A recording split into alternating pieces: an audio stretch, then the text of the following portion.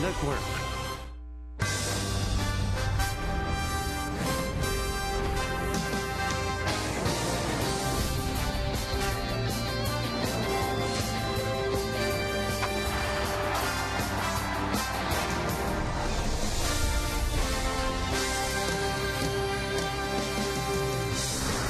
And a child shall lead them right into first place. The real Derek Jeter.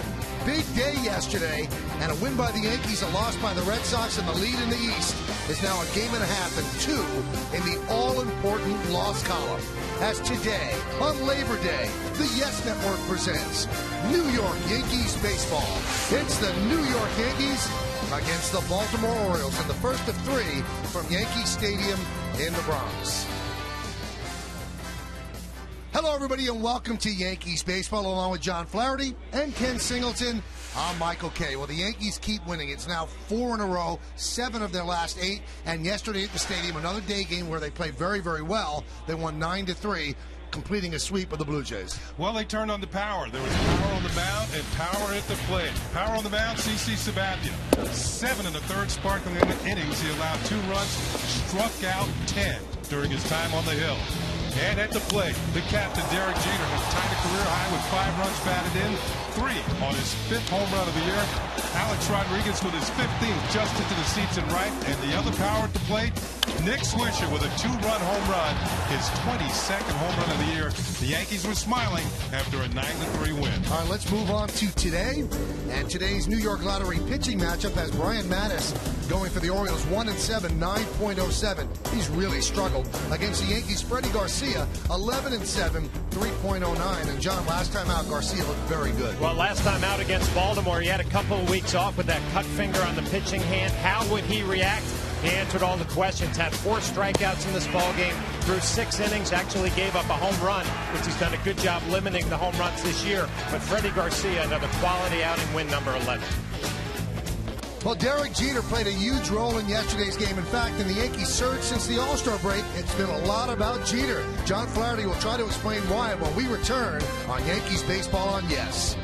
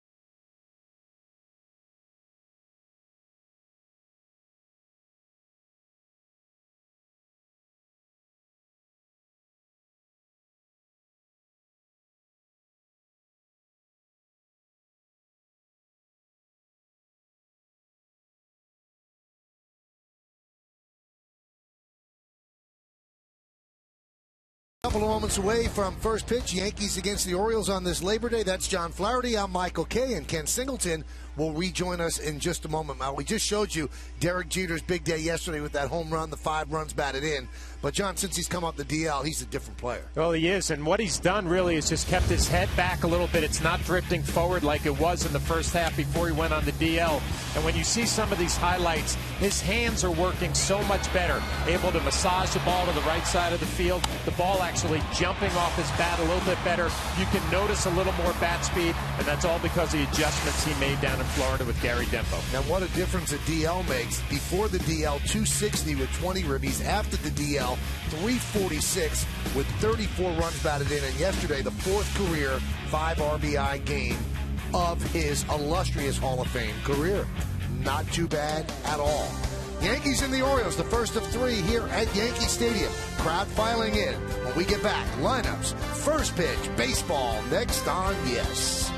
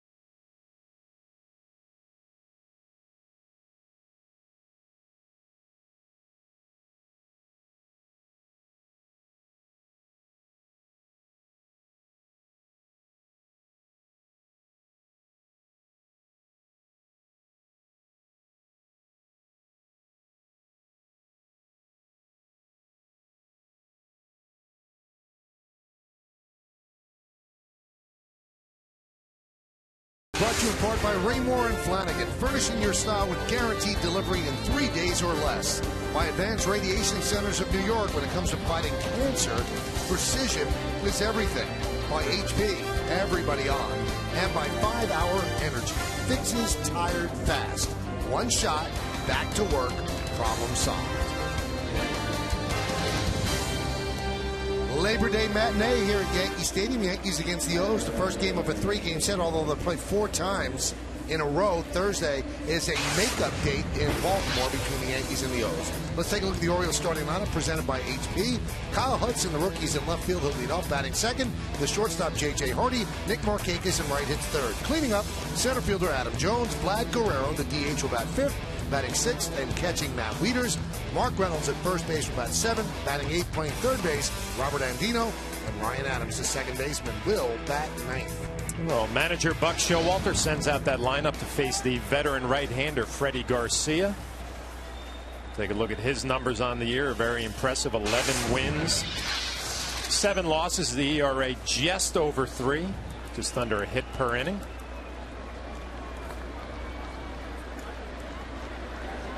You're ready for baseball. Let's do it here in the Bronx. The first pitch is a strike. We're underway. Take a look at our G pitcher scouting report on Freddie Garcia. As good as new. Missed a couple of weeks with that cut on his finger, but had an impressive outings last time against Baltimore. 68 2/3 innings without giving up a home run, a long streak, but Mark Reynolds ended that his last outing in the 5th inning, and a strong finisher. His record in September, 27-12. That one has popped up. Alex Rodriguez is there for the first time. There's so many strikes I couldn't get through the scouting report. Let's see if we can get through the deep ends. Brought to you by your Mercedes-Benz Tri-State dealer. In the outfield, it's Gardner, Granderson, and Andrew Jones. That's left to right. In the infield, it's A-Rod, Jeter, Cano, and Teixeira, third base to first.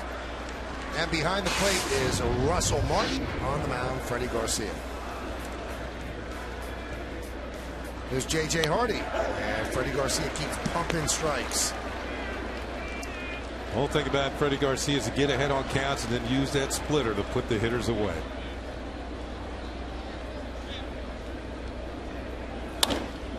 That one is driven out to right center.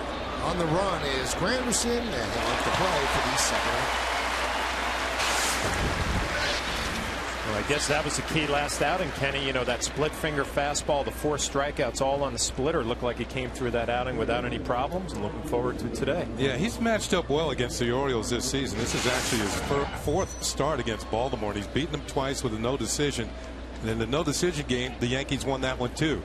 And I believe it's because the Orioles are a very aggressive team. They go up there swinging the bats, and he's just enough around the plate with the splitter. Makes it look like a strike, and they chase it. First pitch out of the zone. It's 1-0 to Nick Markakis. Pitch outside, 2-0. Michael, we had talked about Markakis. I think maybe the first time we were in Baltimore that he had that streak going of at least one hit in every series. Remember that? Yep. It ended. And it was recently. They played Toronto in the most recent series, and that streak ended. He had at least one hit in 182 consecutive series. But the Blue Jays shut him out over 3 days. There's a strike.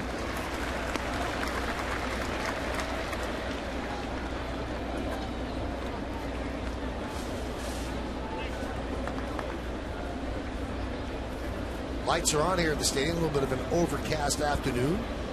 The 3-1. High fly ball. Deep right.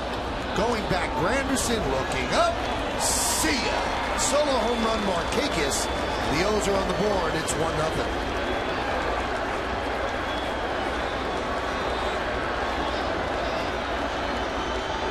Kenny, you mentioned Freddie Garcia as a fan throws that ball back onto the playing field, but you mentioned Freddie getting ahead in counts and then the ability to go to the split finger. Well, he gets behind 3-1 and he challenges Markakis up out over the plate. It looked like Markakis knew it as soon as he hit it. Markakis is kind of slumping lately. 5 for his last 46, but he's 1 for his last 1 with a homer.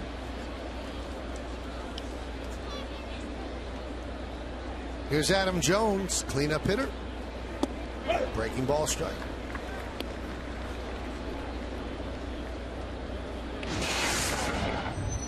Very hot and humid afternoon here in New York. Swing and a miss. Let's look at the game time weather presented by Bigelow Tea. 81 degrees, 68% humidity, the wind 12 miles per hour, and there's a chance of thunderstorms.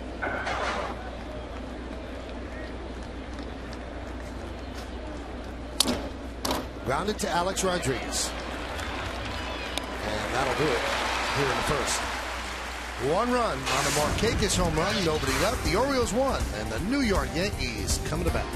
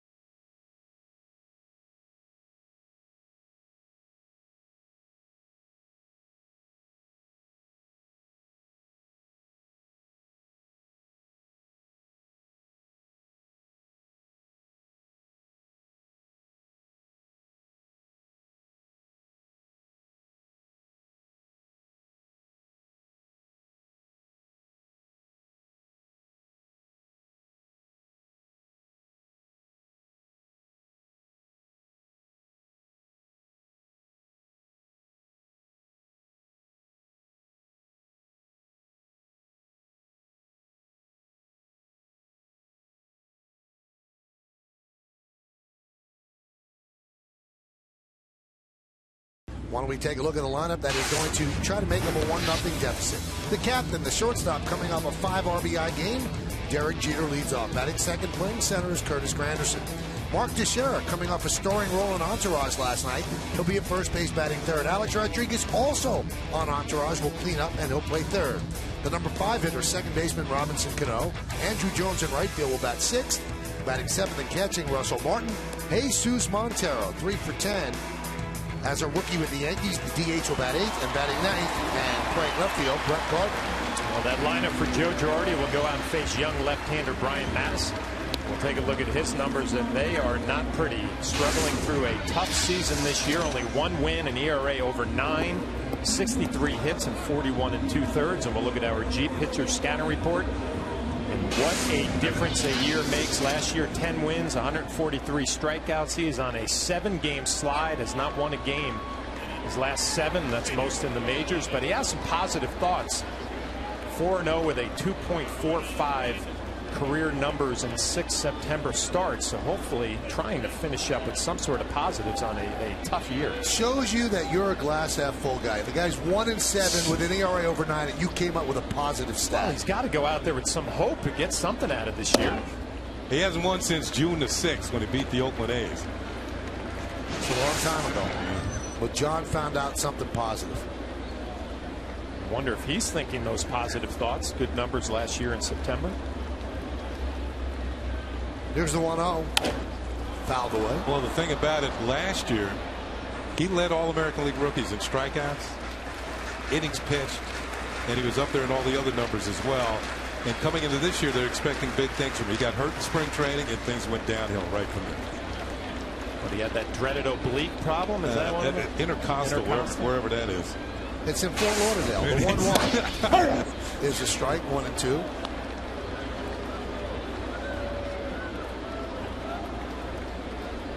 Jeter did not want to hear it yesterday from the media about he had a big day because he had a day off. He shut down Kim Jones about it on the field, shut down the media about it in the clubhouse. Says, come on. He said, really? He said the off day had nothing to do with it. So then some writer said, well, what was the reason? He said, probably the day off. Derek has 7 hits and 17 at bats against Brian Mattis. That's .412. Hitting .298. Has a 4-game hitting streak. He swings and misses at the changeup, 1 away. Why don't we take a look at the Orioles defense, brought to you by your Mercedes-Benz Tri-State dealer. In the outfield, it's Kyle Hudson in left, Adam Jones in center, and Nick Markakis over in right. We'll go third to first in the infield, Andino, Hardy, Adams, and Reynolds. Now Wieters is behind the plate with Mattis on the mound. Well, the Orioles shift drastically for Curtis Granderson. 3 infielders on the right side. And Granderson pops it up. Shallow center. And Adam Jones makes the play. IOTV offers incredible HD picture and sound. Get the best in HD free. IOTV is the official HD service provider of Yankees baseball on Yes. Well, we had a chance to talk to Hall of Famer Jim Palmer on the field during batting practice today. He was telling me Mattis's velocity in the middle of the year was not good, mid-80s. That fastball right there, 90, Kenny, plenty enough for a lefty. Yeah, but last year he was throwing 92, 93. There's the Hall of Famer on your left, Jim Palmer, and Gary Thorne working the Orioles telecast on Masson. Pitch outside to Mark Teixeira.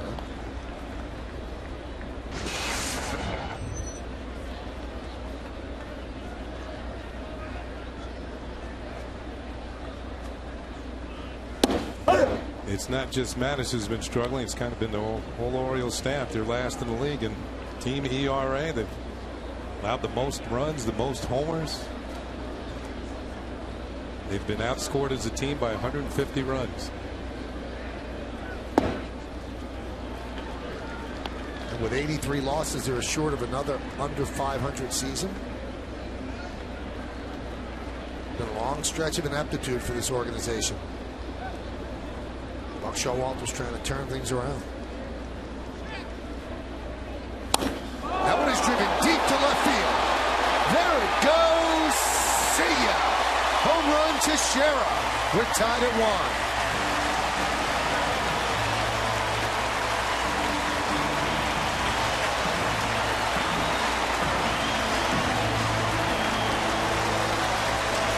Well, for Mattis, as Teixeira crosses home plate, there's a happy fan. Number 36 on the year for Teixeira. And Mattis has now given up at least 1 home run in 9 straight starts. And that was a no-doubter, Flash. Well, again, like Freddie Garcia, who got behind in the count, Mattis, the same deal, 2-1. And, you know, we talked about the fastball respectable at 90. Let's take a look at that swing on the IOTV HD Super Shot. Well, with 90 miles an hour, you cannot challenge Mark Teixeira right down the middle out over the plate. He will make you pay. 22 of 36 home runs for Mark Teixeira have come here at Yankee Stadium. He's moving on up. Bautista with a home run yesterday has 40. Granderson 38. Teixeira 36. Albert Pujols 34.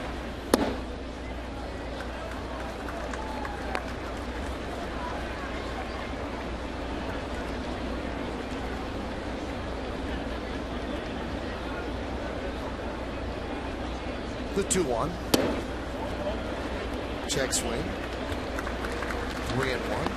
A couple of changeups we've seen early on. Derek Jeter striking out on a changeup, and Alex Rodriguez out on his front foot. Be Mattis's best pitch this afternoon. Looks like he's got a good one early on.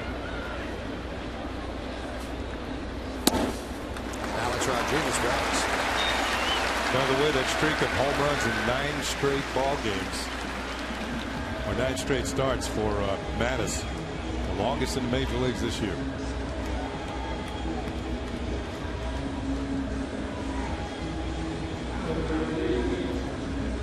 So Alex, who had a home run yesterday, thought it was a pop-up. Works a walk. And here's Robinson Cano.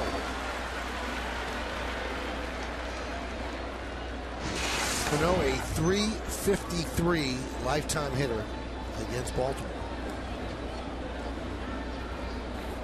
There's an 8-game hitting streak, and that followed a 17-game hitting streak. So he's been on fire.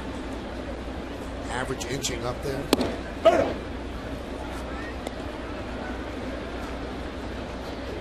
In his last 3 seasons against the Orioles, a .434 hitter. Now these are different pitchers, obviously, and it's just something about the Orioles. Different managers, different styles of pitching to him, but it's all about confidence. And against Mattis, he's 6 for 17 with 2 home runs. Let's go back to the most recent trip to Baltimore, and that's off Mattis. And about 4 rows back, over the 364 sign.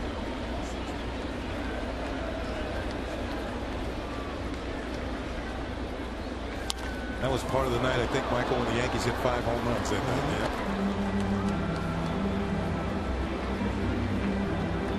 I'll tell you what, Teixeira's is 194 for the Yankees this year. Who's going to hit number 200? And will it happen today? Yeah.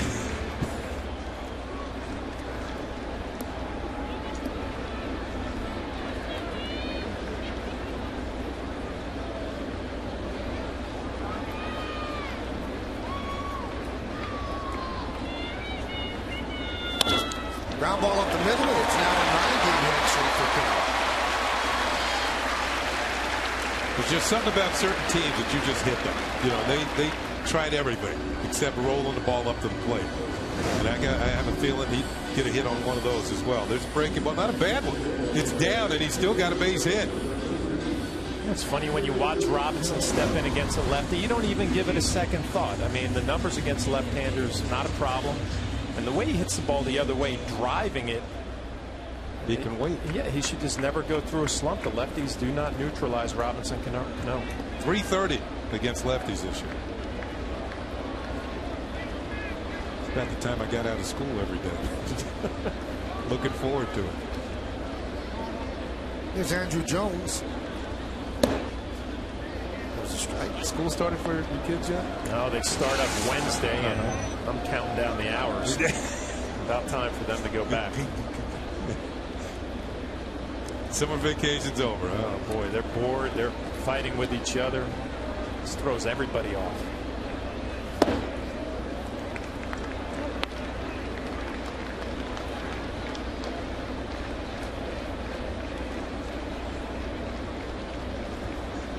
This is Jones' 5th straight start. First time he's done that since July of 2010. That one is hammered into left center. It's a base hit. Rounding third and heading home is Alex Rodriguez. Moving to third is Cano. It's an RBI single for Andrew Jones, and the Yankees lead 2-1. Well, Andrew Jones has started 5 straight games. That's his longest consecutive starts with the Yankees, and this one pays off. Joe Girardi has him in a lineup against lefties, and the Yankees been facing a lot of lefties lately. And there's a line drive into center field that plates the go-ahead run.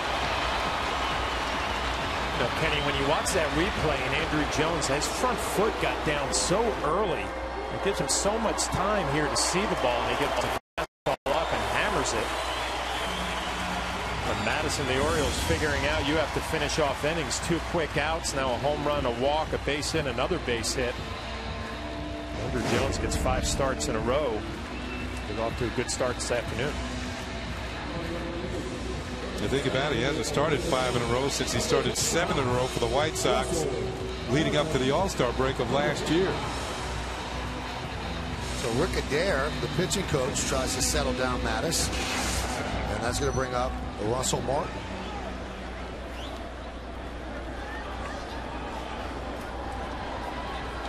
Two 2-1 Yankees lead, just underway, bottom of the first inning.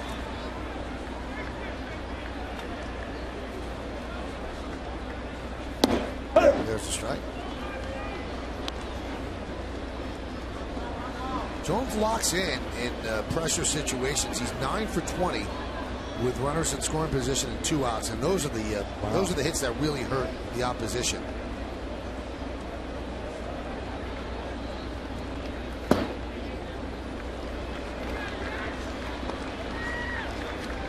The way things are developing, I don't think Mattis read the third line of John's scouting report.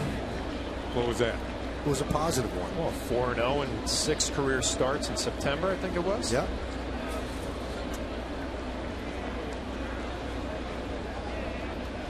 That was the first time for everything. The 1-1 blocked by Wieters. Well, you can see Wieters behind the plate trying to go to that changeup. That is the first Oriole pitcher to lose 7 straight starts, and Sidney Ponson 9 in a row. Wieters, a young catcher behind the plate, trying to get a young pitcher through the first.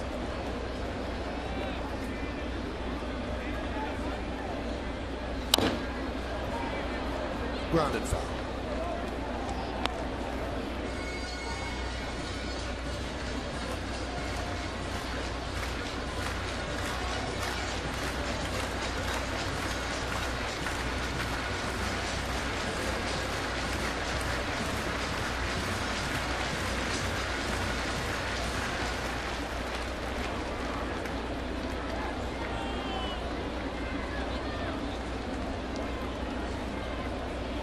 And the 2-2 foul ball. 27 pitches from Mattis. They've already gone through one pitching coach, Mark Connor, and he just had to leave. Last in ERA, last in batting average against. They've allowed the most home runs. And really, if you're going to build a team, you've got to develop your own pitching. Go and spend and get the rest of the stuff, and pitching's just not out there for free. The 2-2. What's the saying, Kenny? Grow your pitcher? They say grow the arms and buy the bats in Baltimore. But I think one thing that has happened with them, maybe these arms have gotten here too quickly. They've not had enough experience in the minor leagues. I was talking to Jim Palmer about this before the game, and he says when Tampa Bay calls up pitch, they're ready. They keep them down in the minors maybe too long. Swing and a miss as Martin goes down on strikes. Yankees get 2 runs on 3 hits, 2 men left, and it started when Mark Teixeira crushed the pitch right down the middle into the seats and left. Home run number 36. Yankees lead 2-1.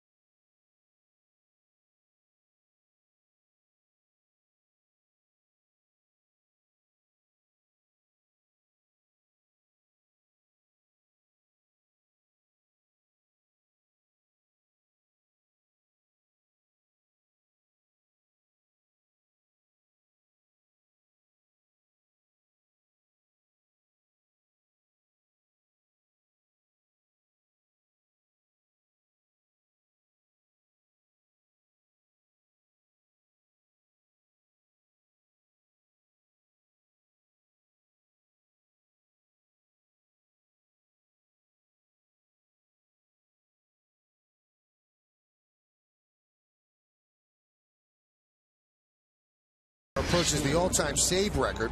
Which of his achievements has impressed you most? You can text your vote to 58772. Standard text messaging rates apply. Here are your choices. Is it 1, the 42 postseason saves, the 596 regular season saves, 14 seasons of 30 or more saves, a lifetime ERA of 2.22, or the postseason ERA of 0.71? How about 6? All of the above. They're all impressive. Vlad Guerrero takes a strike.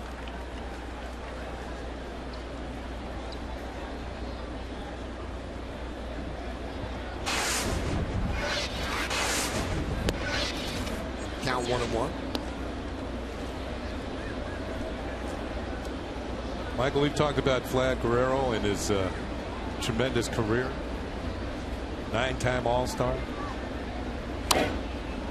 But he, right now, 31 more hits, and he'll have the most ever hits for a player born in the Dominican Republic. And that's saying something. Right now, it's Julio Franco, 2,586, but Franco played 23 years. And he's followed by Manny Ramirez and then Guerrero. The 1-2. And he got one more hit. Yep, 30 behind.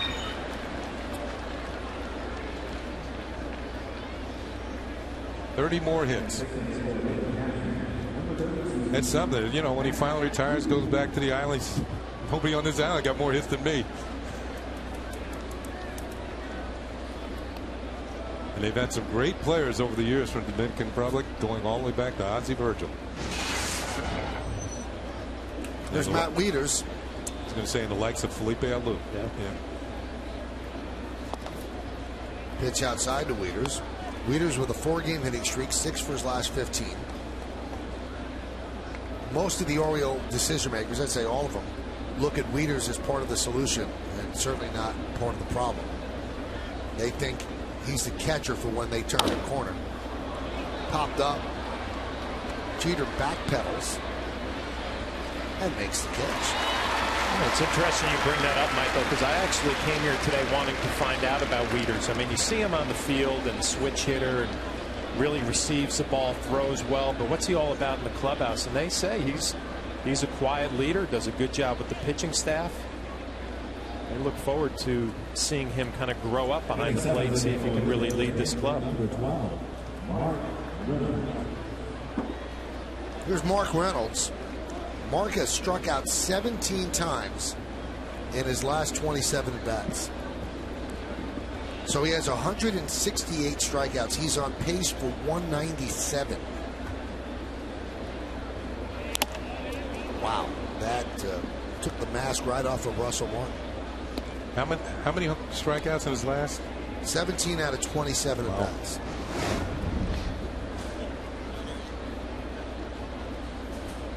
Paul O'Neill remarked over the weekend, John, that he doesn't understand how you say that can't hurt. There's so much padding on that mask right there, and you know, I feel bad actually, I guess, minimizing it, because we've had some catchers now have come up with some concussion problems because of foul balls. But I was just lucky I never had a problem with it. You know, I wore that type of mask when I was younger, and then because of some neck problems went to the hockey style mask later, and with both. Were the neck problems from foul balls? No, they said it was more from like my posture behind the plate, where you're always kind of your shoulders and you're hunched forward. You got great posture now, though. People remark about that. You put a lot of time and effort into it, you know, keep those shoulders strong.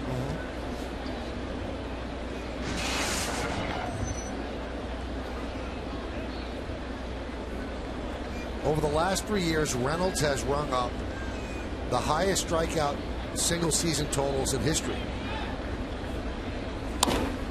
Not this time, as he drives that one to left center. And that's going to find the warning track. Played out there by Granderson as Guerrero moves to third, and Reynolds has himself a double. Look as though that pitch was up in the zone, and it was a splitter that kind of hung right in the middle, about thigh high, just above the knees. Reynolds put a good pass on. He's got power. There's no doubt about it. He's got 31 home runs. I think he's 4th in the league in homers. And he splits the difference here between Granderson and Brett Gardner, and has himself a 2-base hit. I think you're just going to accept with him that he's going to strike out. And, you know, every once in a while he's going to run into one and hit it hard. There's Robert Andino. Greatest smile in the world on the Yankee scoreboard. Best publicity photo ever taken. Right after a visit to the dentist.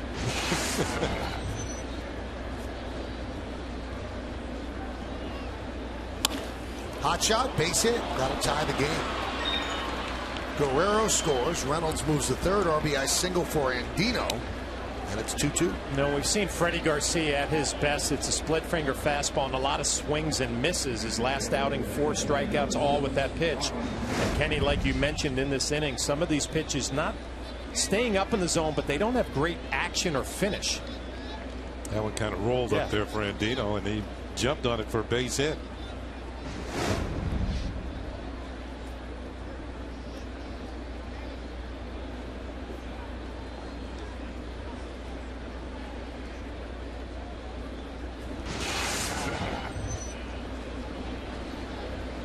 There's Ryan Adams. Runners on the corners and 1 man out. Breaking ball strike. We'll see how Freddie does right here. Really has done a nice job all year long. A veteran pitcher staying away from the big inning. Can he pick up a strikeout here? Possibility of a double play. Yankee defense playing double play up the middle. Alex Rodriguez back at third.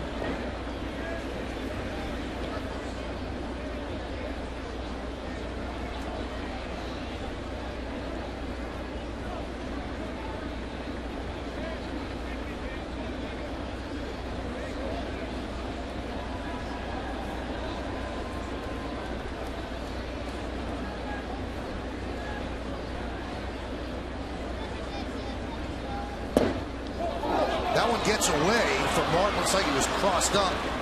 Reynolds scores. Moving to second is Andino, and the Orioles take a 3-2 lead. Russell Martin has been so good behind the plate. When you see something like this, it makes you kind of shake your head a little bit. It looked like a split down. He just misses it. I mean, he's not going out to have a conversation with Garcia, which tells me they were not crossed up. Just maybe expected this ball to go the other way. Gets caught in between, and it'd be a pass ball. So odd to see that. As John said, he's been such money behind the plate. Just whiffed on. You know, for a catcher, you're always anticipating where this pitch is going to end up. A slider will be down and away. A curveball probably down in the dirt. A split, you really don't know. Could go either side of the plate. Served into right field. It's a base hit. Andino rounds third. They're going to hold him there. The throw is cut off by Mark Teixeira. So 4 hits in the inning against Freddie Garcia.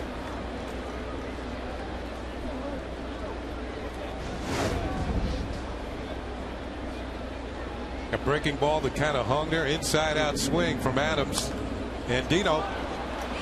Willie Randolph's going to put the stop sign on. Good thing he did. Andrew Jones got into one, made a good throw to Mark Teixeira. Watch Teixeira get in position, be the cutoff man. You see how the infielders position themselves right in the chest with the throw. There's a look at Willie Randolph along with Andino. This copyrighted telecast is presented by authority of the New York Yankees. It may not be reproduced or retransmitted in any form. The accounts and descriptions of this game may not be disseminated without the express written consent of the New York Yankees. So Larry Rothschild with a long meeting with Freddie Garcia. The entire infield was out there. Now they will take on Kyle Hudson.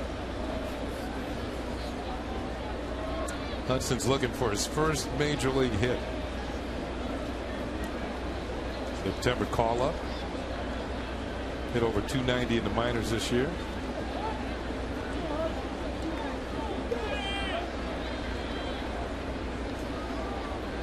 Made his major league debut yesterday against the Rays in Tampa Bay. 26 stolen bases will tell you that he has some speed, and leading off this afternoon, be tough to double up.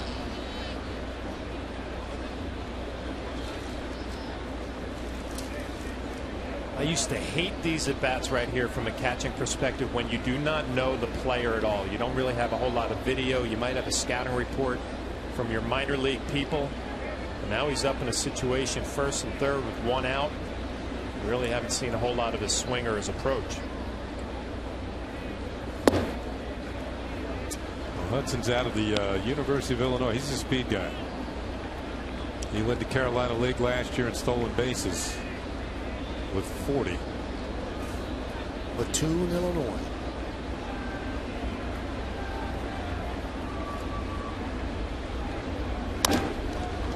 Grounded to first. They're going to come home. He's safe. And Dino just got the foot in ahead of the tag by Russell Martin, and the Orioles lead 4-2. Well, the reason why Dino was able to get in there because the throw was on the first base dugout side of home plate. Good idea. Better throw would have had him. You see, Russell Martin had to reach across and then come back, and by the time he got there, Andino's in. Ball's there in plenty of time, but he had to go so far to make the tag, and Dino gets the left foot in there and scored the run. Throw, watch him reach to the right, then back to the left, and it's too late.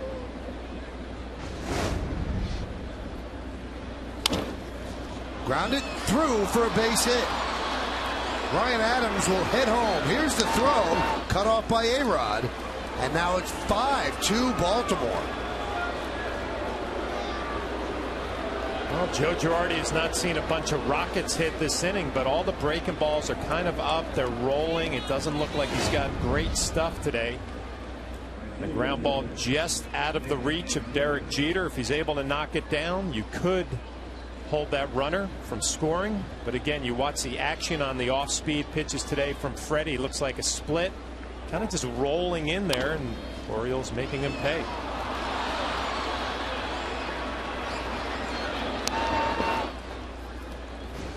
That's going to bring up Markakis as the Yankee bullpen getting busy. The first pitch is a strike. Markakis with a home run in the first inning. His 15th of the year.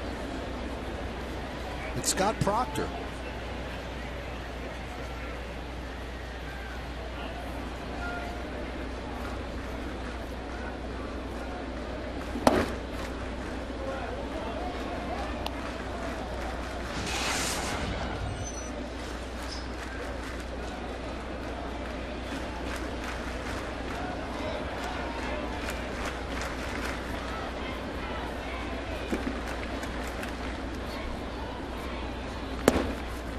Count 2-1. So 4 runs already in. Still just 1 out. Runners on first and second.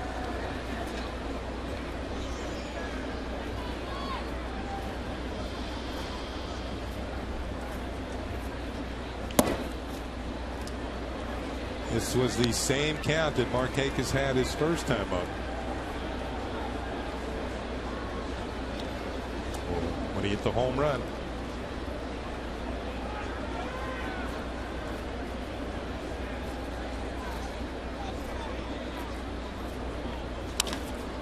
Popped up.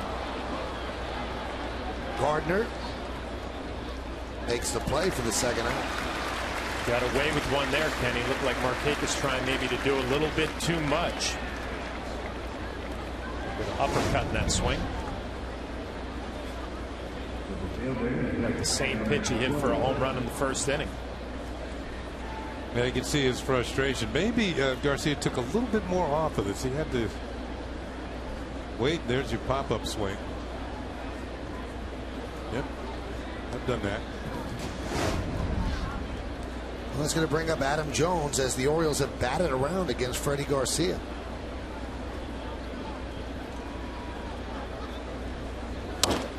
Fouled away. The sky above the stadium does not look that promising.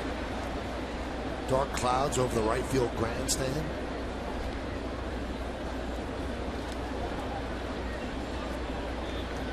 Hopefully the rain holds up.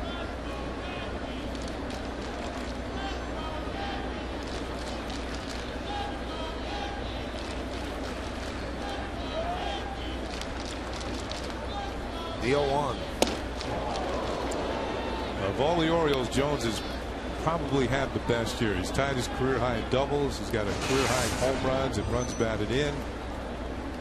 He's played a very good center field. You can see the 80 runs batted in.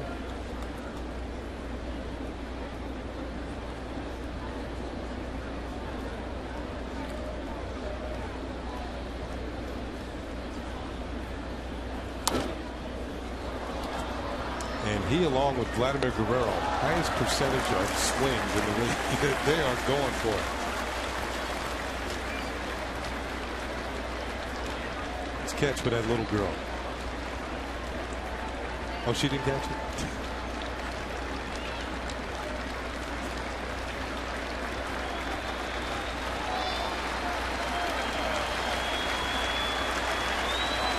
The 1-2. Upstairs again.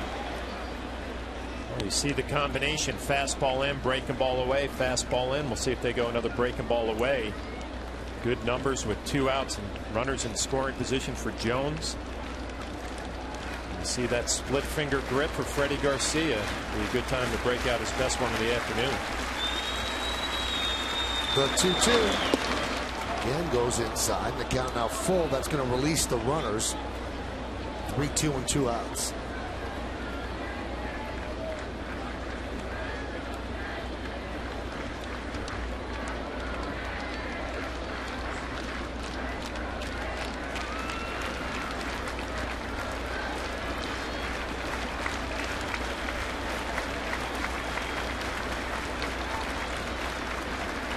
Swing and a miss. He got him. Big strikeout for Garcia, but the Orioles score 4 runs on 5 hits. They leave 2. 29 pitch inning. It's 5-2-0s.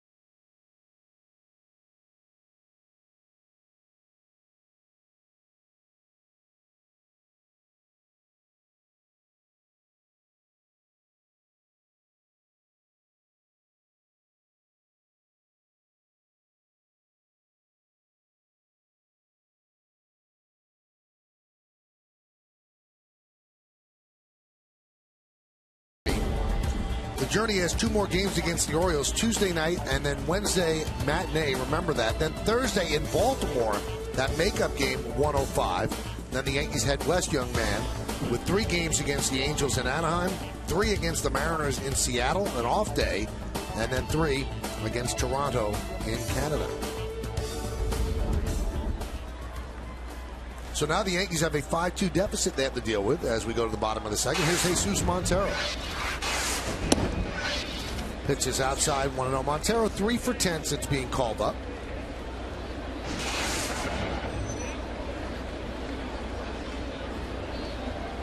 A couple of hits in yesterday's game. Count 2-0. Watching Maddux pitch, fastball, changeup, has a little bite to it, down to the wing, curveball. Really has to be fine with his pitches. He's not overpowering. About 88 right there, maybe 90 at tops. This will drive you crazy, though, Kenny. I mean, you get 4 runs there in the second inning. You have a 3-run lead here, and you go 3-0 on the number 8 hitter. Drive a manager, a pitching coach, and a catcher crazy. And he walks Montero on 4 pitches. On the phone already. This might be one of those. Let's shake him up, get somebody warming up. Buck Showalter, listen to the G pitcher scanner report. He's got good numbers in September. Be patient. Let this kid figure it out today. Did he see him lose 7 straight starts? Yeah. Seen more than I have. Buck Showalter is not a glass half full guy. Is that right? Yes. There's a strike to Brett Gardner. What's their record? They come in 55 and 83. Jacobowskis begins the throw. 9 guys in the bullpen, 7 righties for the O's.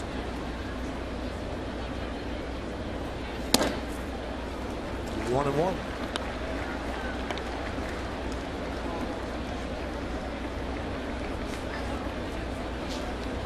Brett 3 for his last 7 after a very cold streak where he was 4 for 51.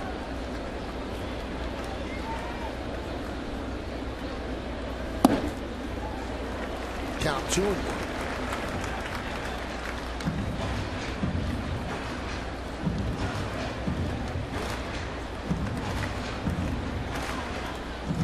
Would you think that Madison's on a short leash here? Not a great ratio. I think it's a couple of links today. 2-1. There's a strike. Home plate umpire is Paul Emmel.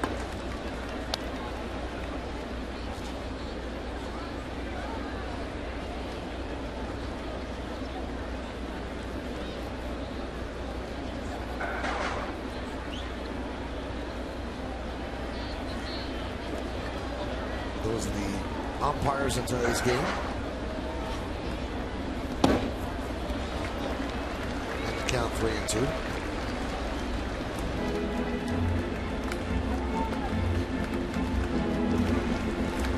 Michael, you know Buck Showalter better than we do, but I was talking to some people today, and they said no guaranteed jobs coming into spring training, especially for a guy like Madison, who's had a tough year this year. Have to earn it here in September and earn it next spring. A lot of whispers going around that does Buck want to replace Andy McPhail? There's reports that he's not going to come back. Strike 3, Gardner down looking.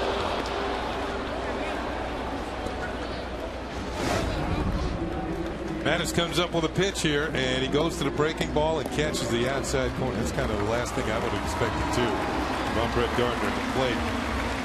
I mean, this guy's been struggling with the strike zone. He drops a 3-2 hook in there on you. You wonder if that saved his afternoon right there. That 3-2 slider for strike 3. It looks like Buck Showalter ready to make a move at any moment. Here's Derek Jeter, who struck out in the first inning.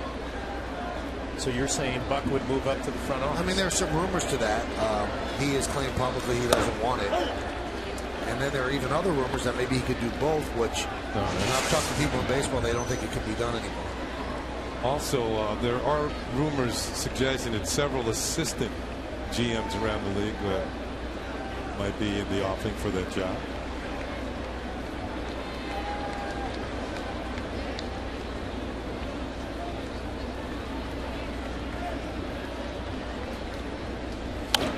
Well, you would think that anybody that they would bring in as GM would have to be somebody that would get along with Showalter, because Peter Angelos, the owner of the Orioles, likes Showalter.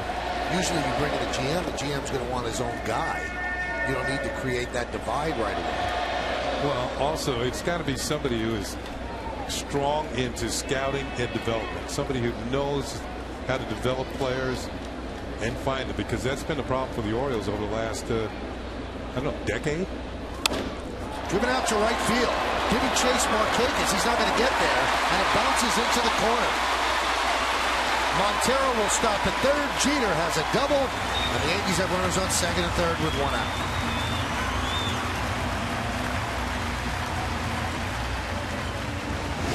Well, we talked about Derek early on, keeping that head still, and the hands are working so much better than they did early on.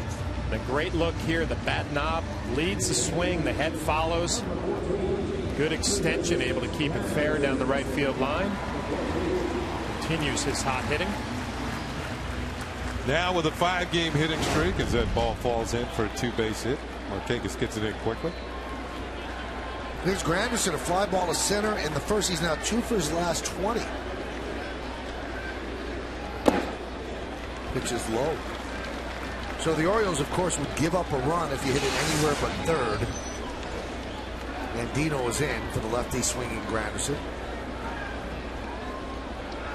Montero, a big guy, doesn't run like a speedster. He's not slow, but big guy. Count 2-0. Buck Showalter giving Mattis a little opportunity here against the lefty Curtis Granderson as Montero takes his lead. Been falling behind on counts consistently this inning. Count 2-1.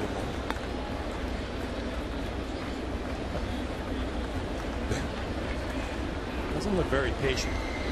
No, for the rest of the players on the bench, it's not a good sign when your manager's walking up and down. Line drive down the right field line. It's a base hit. It'll go into the corner. It'll score 2. Granderson is at second. He's got 2 ribbies, and the Yankees now trail 5-4. Well, there's an old saying in the dugout: when somebody hits a double, the next guy comes up. They say trade places with him. And that's exactly what Granderson does with Jeter. Jeter's double, and Granderson also runs one into the right field corner. He's got 2 more runs batted in. That's 109 on the season. And the Yankees have crept within 1 run, and that's it. Mattis is gone. Well, you could tell it was going to happen. Showalter was pacing a hole in the dugout floor, and Mattis gives up the double, and Showalter takes the ball. He's going to call on Jaco Vasquez to face Mark Teixeira. High-scoring game. We're in the second at 5-4.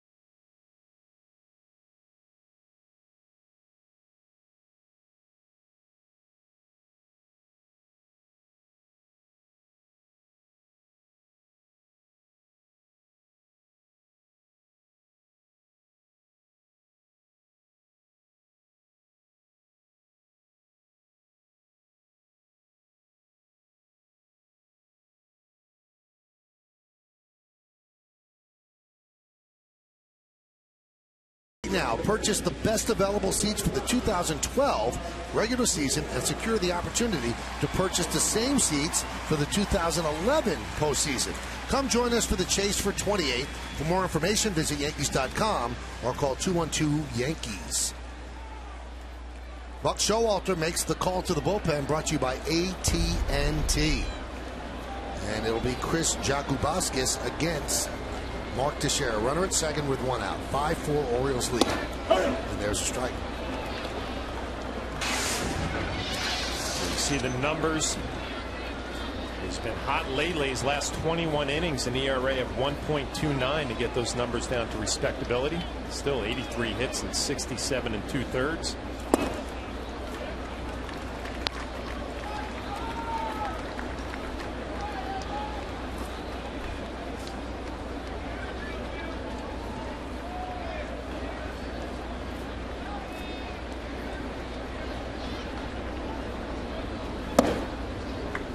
Interesting stat on the board.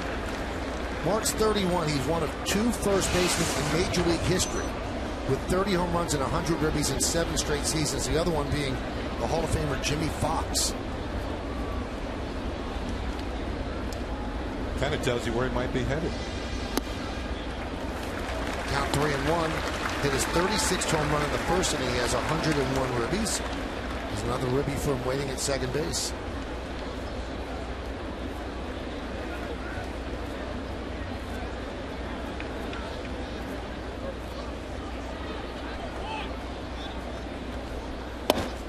And a walk to Teixeira.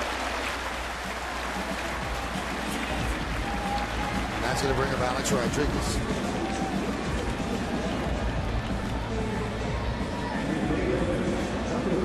It's like a broken record. Night after night or day after day, the pitching has not been good. And, you know, for everyday players, I mean, you go out there, you get a lead, and then all of a sudden, the other team's right back in it. And it's happened time and time again.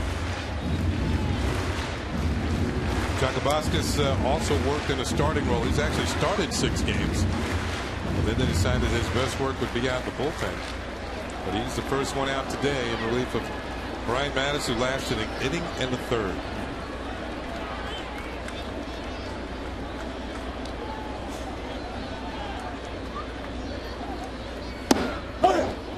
Pitch to Alex is a strike.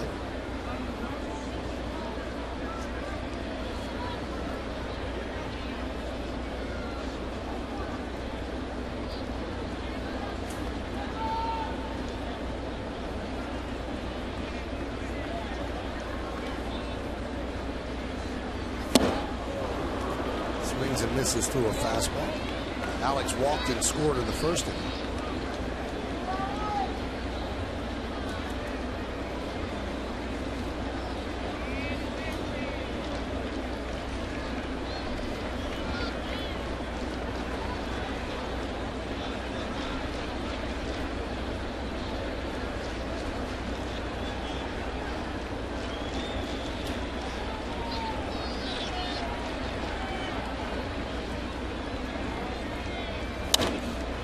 Popped up.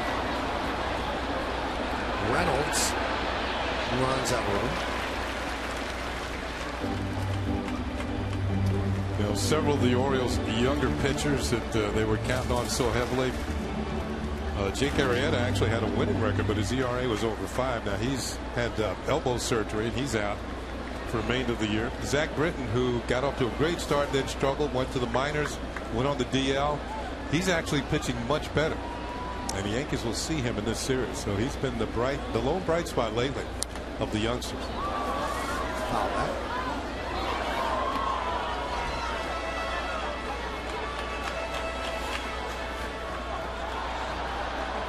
Here is Jeremy Guthrie, who took the loss yesterday in Tampa Bay. He's the one with the cup in his, well, the not crushed cup in his hand, and he's leading the league in losses with 17. Look out. And A-Rod gets plunked.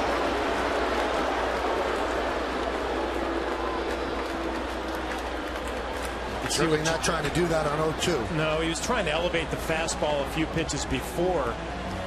I think probably with an 0-2 count, trying to crowd Alex Rodriguez, get him thinking about that fastball, but he misses right in the midsection. Maybe got a piece of that elbow pad.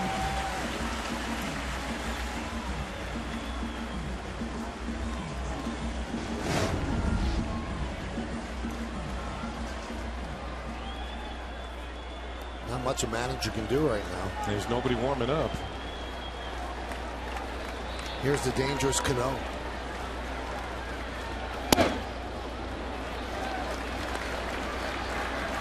Cano, like September and October, .336 career average in regular season games in those months. And since 1950, that's the 6th highest batting average.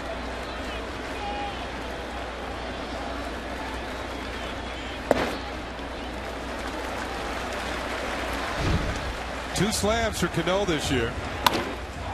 Oh, that's not coming back. off the facing of the second deck. Both of them here at Yankee Stadium, and this is part of the 3 Grand Slam day for the Yankees against the A's in that 22-9 contest. 6 for 15 this year with the bases loaded. And 20 ribbies. 8 on 2 swings. The 2-0.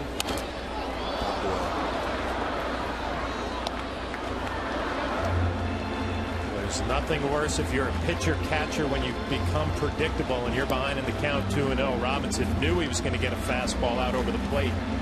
Had a good swing, just fouled it off.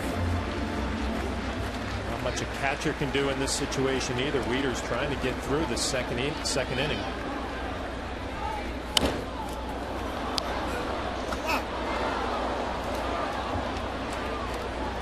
2-2. Take the Yankees with you when you travel out of the Yankees home territory. Subscribe to MLB.tv today to see Yankees games live or on demand on your computer and your favorite devices. Visit Yankees.com to order and get more details. MLB.tv, baseball everywhere.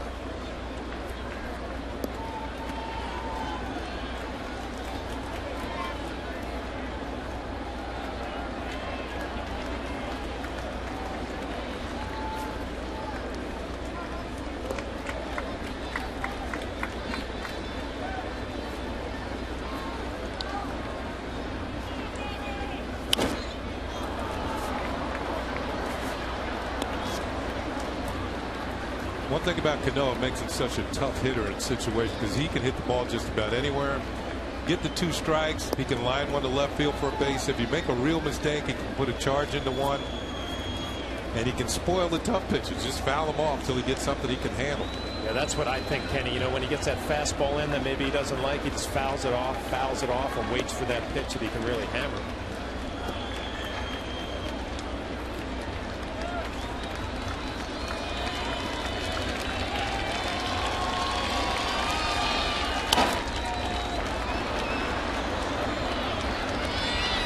Just enough movement on that fastball from Jacobascus that Robbie has not squared it up yet.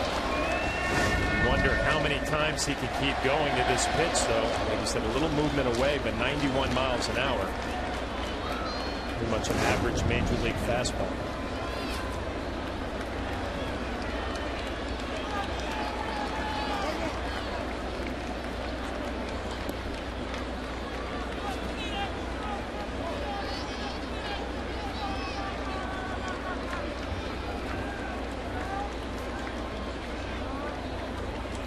Driven deep to right field. There it goes. See ya!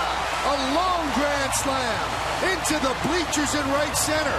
And the Yankees have come all the way back. They lead 8-5. Third grand slam of the year for Robinson Cano. Well, he was in the spoiler mode, spoiled several pitches that were moving away. And I bet you if we see this one, this was not far enough away from him. Pitch by pitch during the course of the at-bat. Fastball high, ball 1. Another one outside, ball 2. Went to the fastball. Fouled off, had a decent swing. Chased one out of the zone, 2-2. Spoiled one. Spoils another. This one did not quite get far enough away.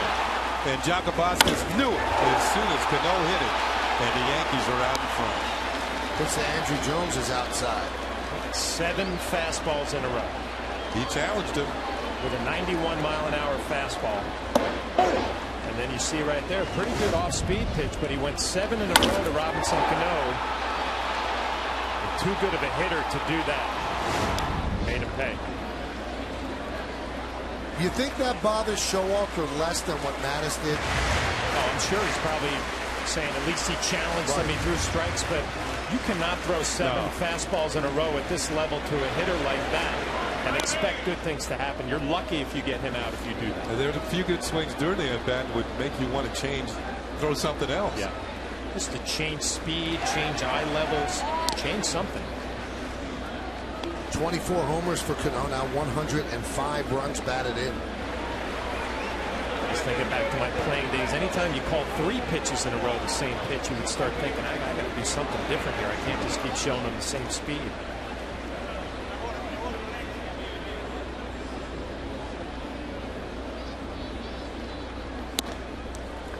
And a walk to Andrew Jones. 7 career grand slams for Robinson Cano, and 6 of them at Yankee Stadium. By the way, Chacabasas has come in, walked the batter, hit one, given up a grand slam, and walked the next one. And now somebody's going to get up with the Orioles fan. 4 away from his teammate for the American League lead in RBIs, and Rick Adair again goes out and talks. This time with Chris Jacobowskis. Hey, Michael. Yes. You haven't heard much talk about Robinson Cano being MVP, have we? You know what? It's funny. Joe Girardi brought that up this week. He said, I think that he's going to be in the discussion. Well, he finished 3rd last year, right? Usually people will look at that and say 3rd last year and having another good year on a very good team. Maybe that'll boost him up to the top spot. He's having a magical year again, and he's a great defender. There's Russell Martin as the Yankees bat around. 6 runs already in. Line drive, base hit. That'll go into the right field corner. Andrew Jones is at 3rd. They're going to hold him up. A double for Russell Martin.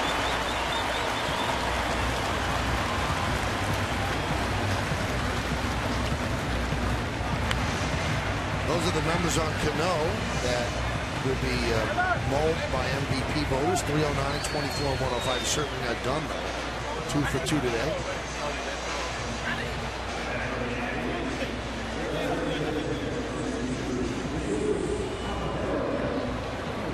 Jesus Montero, he started this with a walk on 4 pitches against Brian Mattis, and that's when Bucks started to really pace.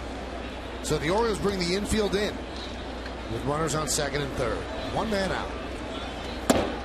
There's a strike.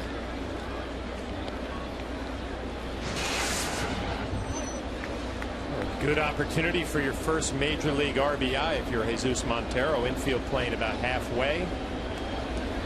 Think about something up the middle, drive the ball the other way. Good things will happen. Now 1-1. I remember watching Montero last year take some batting practice here and really driving the ball the other way. See the Oriole bullpen getting loose. Kenny, watching him take BP today, I mean, he was going opposite field home run power easily. That means he can wait, and strike with authority. Breaking ball for a strike, 1 and 2.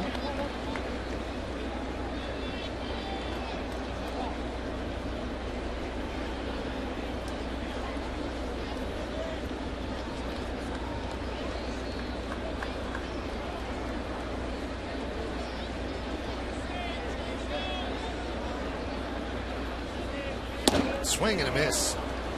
Fastball right by him for the 2nd out.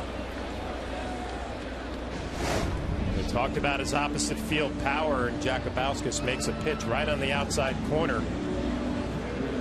Just throws it right by Montero. There's opportunity, situational hitting where you just have to put a ball in play with 2 strikes. Wasn't able to do it.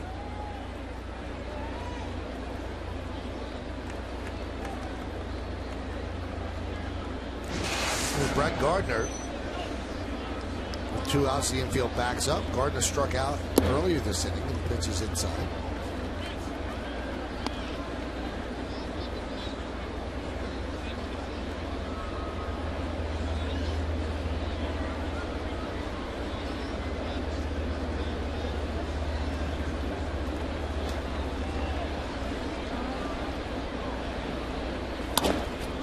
Grounded to 2nd. Gardner's going to be 0 for 2 in this inning, but the Yankees, they score 6 runs on 4 hits, a 34-pitch inning. One of the pitches ended up in the right center field bleachers. A grand slam for Robinson Cano, an 8-5 Yankee lead.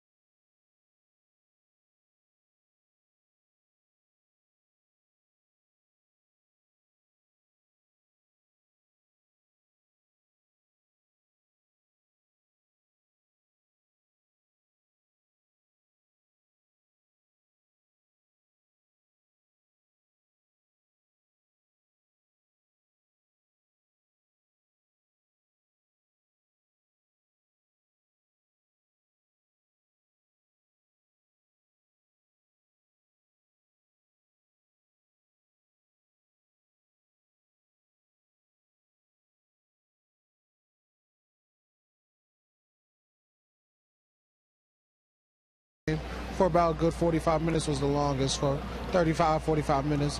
It's good to be able to stand up there for my blood pressure, be able to tolerate being able to stand upright. And basically, now they want to train me to get my legs on this locomotive treadmill, and they want to basically retrain my legs how to walk by themselves.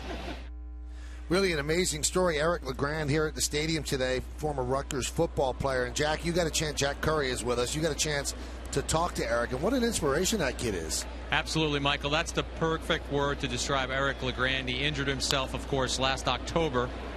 This week, ground went to A-Rod here, and A-Rod's going to throw it across the diamond for the first out. But, of course, had the spinal cord injury, paralyzed from the neck down. But, Michael, this kid is a fighter. 5 weeks after he was on a ventilator, he was told by doctors, you're never going to go without that ventilator. 5 weeks after the injury, he had already lost the ventilator. He talks very optimistically and confidently about walking again. He wears a bracelet on his wrist that says believe. That's his motto. And I tell you what, it tells you how inspirational a figure he is. I watched Curtis Granderson after batting practice wait until LeGrand had finished doing interviews because Granderson wanted to meet LeGrand.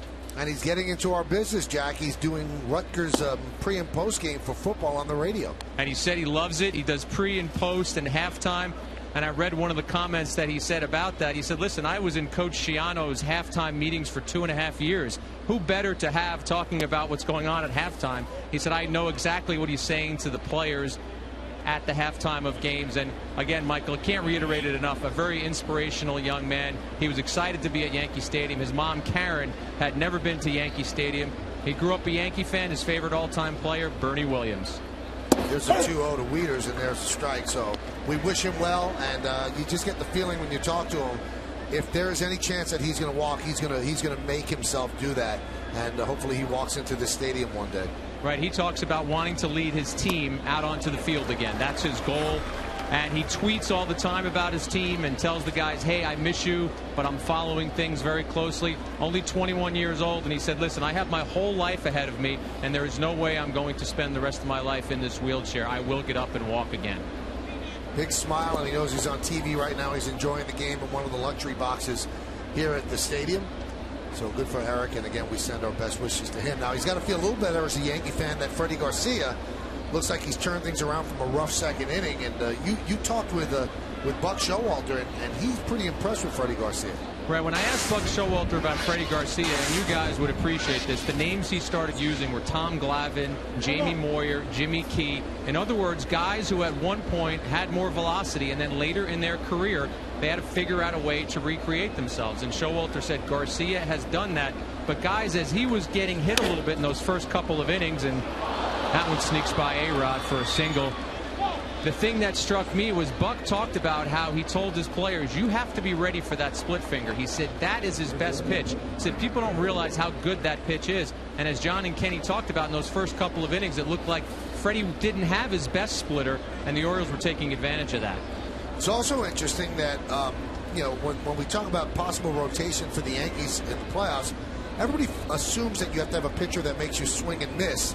If that's the case, Jack, then the Yankees can't be too high on Garcia for the postseason, but that's not the case in their thinking. No, Girardi addressed that today, Michael. He was asked about exactly what you just said. Can you have a guy who doesn't miss bats pitch for you in the postseason? And Girardi said, listen, he goes out there with deception.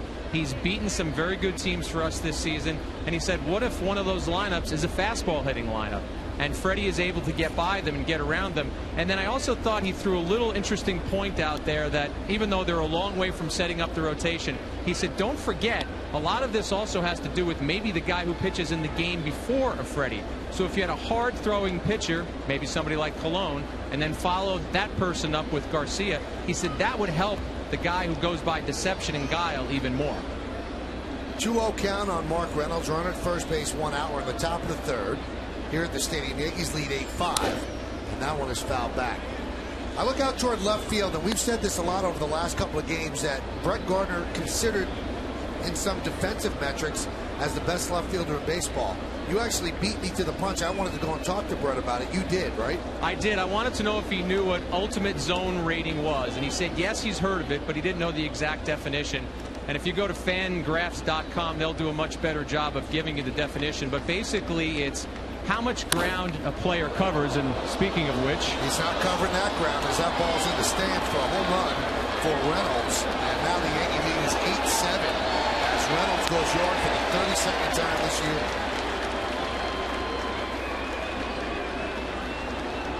Well, Mark Reynolds is a dangerous hitter, especially if you get the ball up. And that one's about bell tie. He can put a charge into him. 32nd home run of the year. In fact, he took Garcia deep when we were in Baltimore in the last series. And it was on a similar pitch. The ball ends up in the left field seats. Well, this is not a pretty outing for Garcia, but still he has the lead because the Yankees have given him the offensive support. It's 8-7 now. And here's Robert Andino. He hits a high fly ball to Gardner. Now, Gardner doesn't have to cover much ground there, Jack, but did he realize that he's considered the best left fielder in baseball? He did. He said someone had told him that a few weeks ago, and he said, I don't know exactly what the defensive metric is, but the fact that I'm leading the major leagues in it, he said that has to be a good thing. And basically it is how many runs a fielder either saves his team or allows his team. And because Gardner covers so much ground, he actually has a UZR of 22. So he's saved the Yankees, according to this one defensive statistic, 22 runs. What was Flaherty's UZR, Jack? Did you look that up?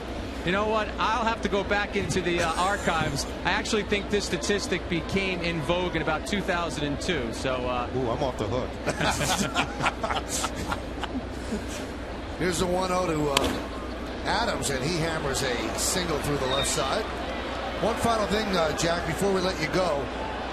Obviously, the Yankees have called up Jesus Montero, and here comes Joe George, so you're going to have to say this quickly. Are they going to call up Dylan Betances? Asked Brian Cashman that today, and he said Betances is on the 40-man roster. Very good chance. He wanted to talk Girardi first, but he likes the idea of having the young pitcher up here, even if he just observes what's going on with the Yankees. Now, Banuelos is not on the 40, so he's probably not going to come up, right? Exactly. I don't think we'll see him because they're not going to do restructuring of their 40-man roster. Betances is already there. All right, Jack, we'll talk to you a little bit later. That's it for Freddie Garcia. Rough outing for him.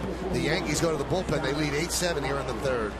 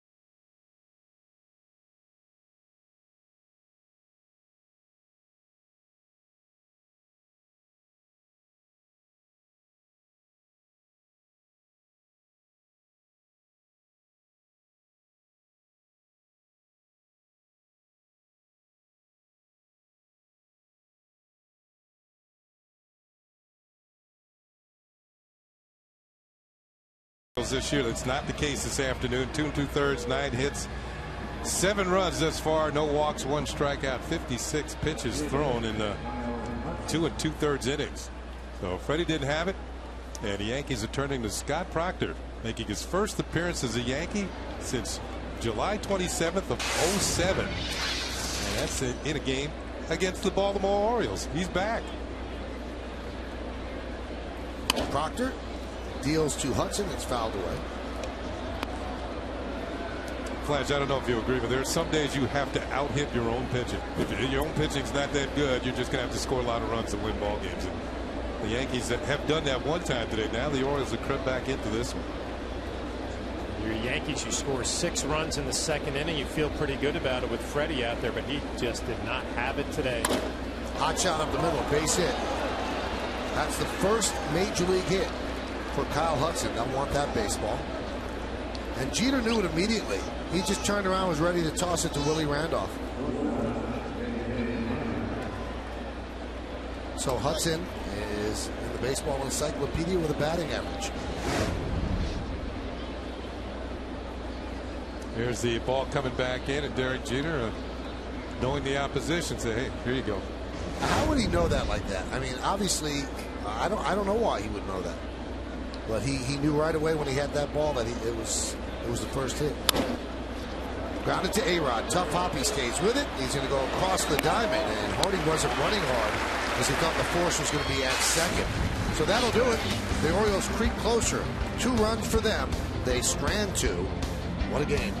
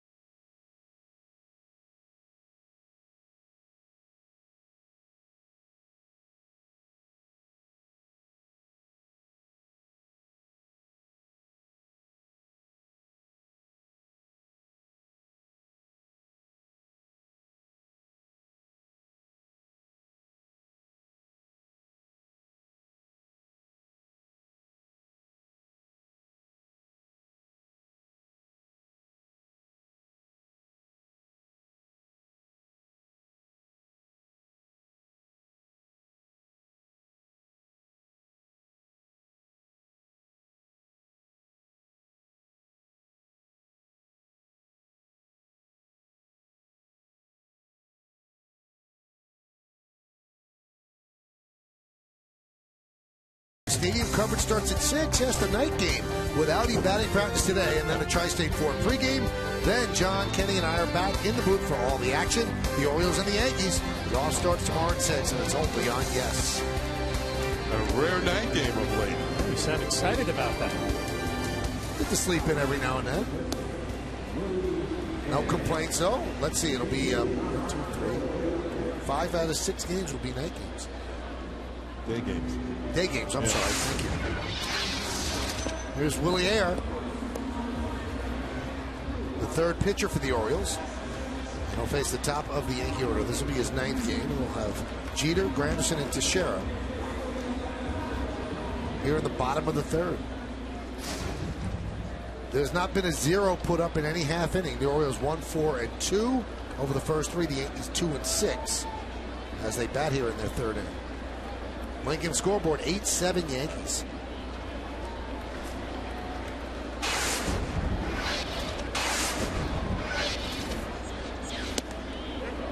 High fastball. Did he hold? Yes, he did, said Rob Drake.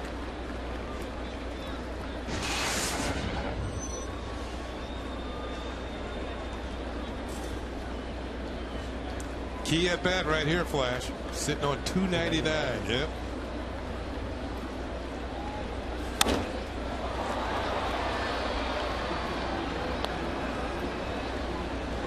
That would be an awfully nice feeling to finish the season above 300 after the way the first half started. A lot of people questioning what they were going to get from Derek Jeter the rest of this contract. Uphill climb. He's almost to the top of the mountain. That one is driven out into right center field, but Markakis runs it down for the first out. Well, before he went on the DL coming into today, he was 260 in 62 games. This is his 51st game after coming off the DL. 346, like a different player. Look at the on-base percentage, decidedly different, and the slugging percentage as well. For me, when I look at those numbers, it's always risky when you talk about a player who gets older, and is he just going through a slump, for his career on the downturn. And I'll admit it, I mean, the way Derek was swinging, it didn't look good to me. Didn't see a whole lot of bat speed. It's amazing how you make a mechanical adjustment and all of a sudden it comes back. You see more outs like the last one. He hit that ball well to Markakis. First half of the year, you didn't see that. You saw the outs that were dribblers to the infielders, and he was reaching for the ball and off balance. And that's not the case lately. Even his outs are hard. Wave right through that one. 0-2 to Granderson. Granderson with a 2-run double his last time up. There's a shift on Granderson. Only Andino on the left side.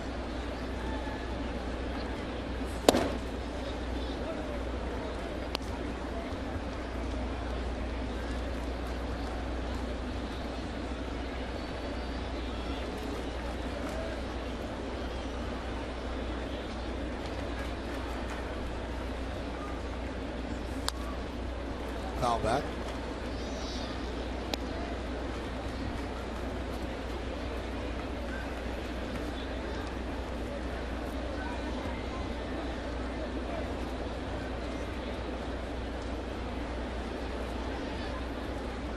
Labor Day matinee here at the stadium. A hot, sticky, humid day. Feels more like the July 4th day. It really does. Yeah. You know, there are certain mileposts during the course of the season when you're checking the progress of your team during the baseball season. There's Memorial Day. You see kind of how they're getting out of the box. July 4th, you kind of see how they're doing at the halfway point. And then there's Labor Day. You see if they have any postseason aspirations for your ball club. Well, I was thinking like you, Kenny, as I was doing my prep work last night. And I said, let me count how many teams were in first place at Labor Day and how many actually went on to, make the playoffs and finish in first place. Since which year are we talking about? We went back to 1995. I didn't have that much time. So this was the beginning of the 6th division format. I thought that was a good time to go back to that. Okay. And Jody actually helped. She did both leagues. Now, what do you all come up with? We came out with 79 of 96 teams. 79% of teams that were in sole possession of first place on the morning of Labor Day, they went on to win that division. And there's the graphic that Did Jody make the graphic up? No. The people in the truck, all our great workers, right. But we actually provided them with the information. Yeah. Okay. So 79%. That's pretty good. Shattered bat. Ball goes to Reynolds for the second out. John, you're looking at me. I feel bad for you. Why? You're a happily married, newly married man. Yeah. And you're doing research for a game on a Sunday night when you should be enjoying yourself with your wife. Well, I'm going to tell you what happened. We were sitting there watching TV, and Jody said, "Why don't we look to see how many teams that were in first place on Labor Day?" So Jody initiated the actual research. So I was all for it. You have a supportive wife, you got yourself a good life. Here's Mark Teixeira, 2 for 3 against Air Lifetime with 1 home run. Now, did you two actually get a chance to see Mark Teixeira last night? On Entourage, yes. This research was done before Entourage and Curb, and then finished afterward. Okay. Both entertaining shows last night. Very. But we can't really talk about it because a lot of our crew have a DVR. High fly ball off the bat of Teixeira. Hudson is there, and that will do it. As the Yankees are retired, 1-2-3, and the first 0 put up on this scoreboard. We go to the 4th. More research to come. Yankees lead 8-7.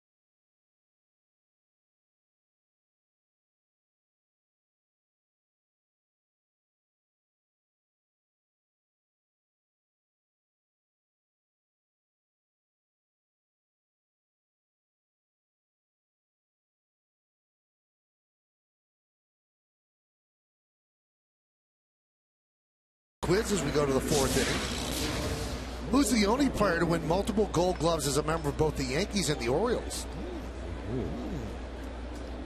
Interesting. You got it, really? Come on, really? Wow. Kenny, you have I'm usually terrible at these. I've got an inkling.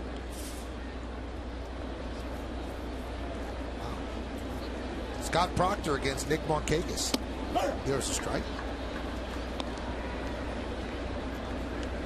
8-7-0 Yanks, 7-10-0 for the O's. I think I saw up on the scoreboard that said this was Scott Proctor's 300th appearance as a New York Yankee. That's a lot of appearances. He'd been sitting on $2.99 for a long time. He was used a lot, so that number got up there quickly. Pitches upstairs. Hey, 93 miles an hour, he could still throw it. Coming back from some arm problems, good velocity up in the zone.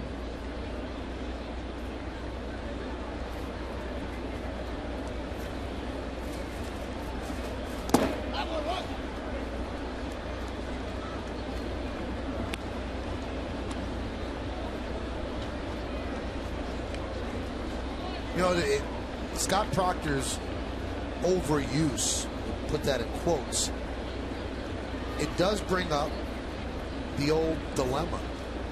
You know, when does a pitcher say, "Uncle, you know, I can't go today"?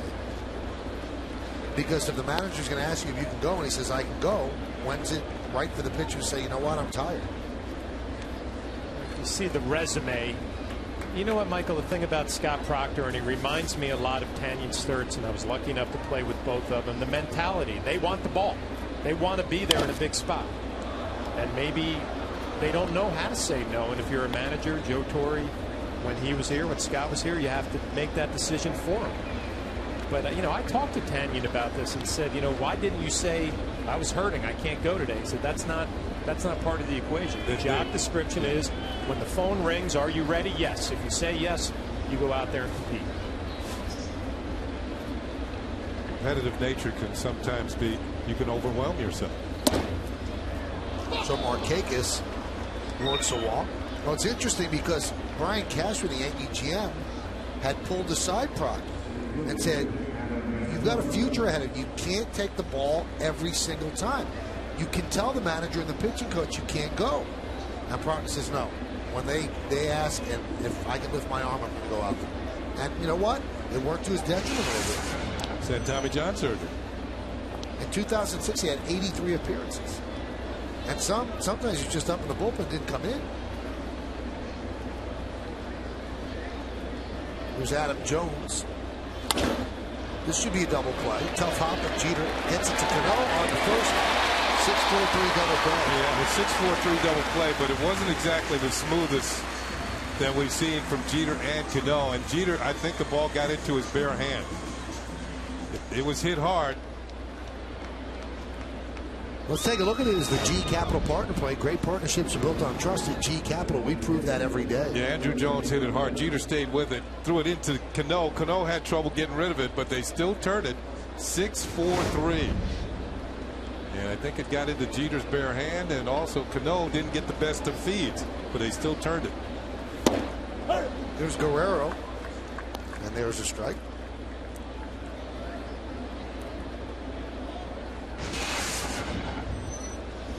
Boston and Toronto, top of the 5th inning. There's no score.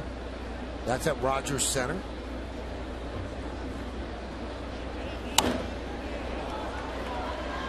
Yeah, Michael, just going back to the conversation about Proctor. I mean, you know, and Kenny, I'm sure in the time that you played, you know, the question was, are you sore or are you hurt? If you're hurt, you don't play, you go on the DL, you can't pitch, whatever it is.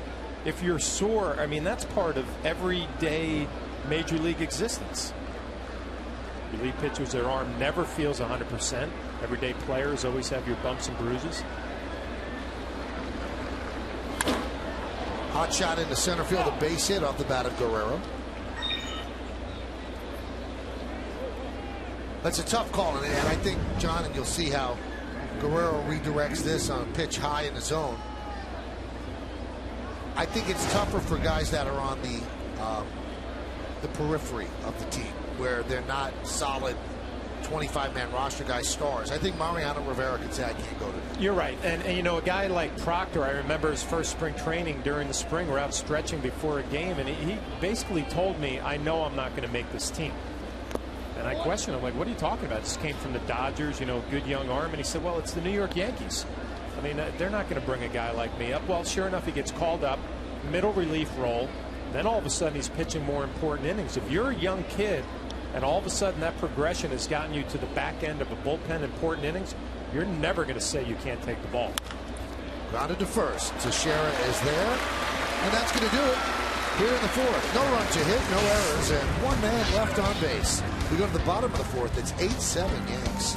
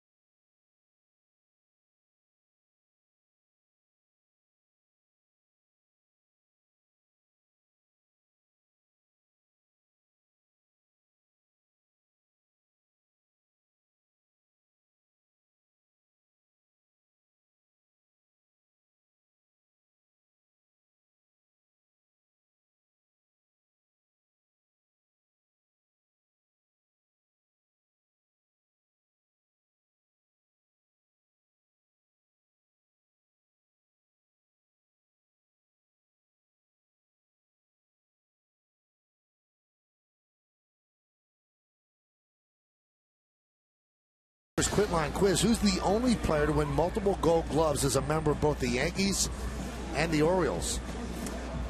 Huh. Your good buddy. Yeah, I want to say Mike Messina. Yeah. Let's see. It is. Good old Mike. Good old Mike. You guys were like Mike and Mike here in the years here. We had some good times together, let me tell you. Did. I remember those. Here's Alex Rodriguez. Now, did you not know that, or you just chose not to remember? I didn't. You know, I got to be honest. It didn't click. I didn't know it. I got you on one. Yeah. It's the first time in 6 years.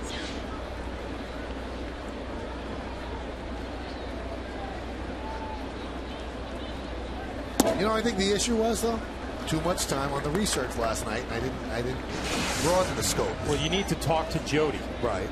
Now, when she's willing to do research, let's look into Gold Glovers, play for multiple teams, looking forward to the Orioles coming in.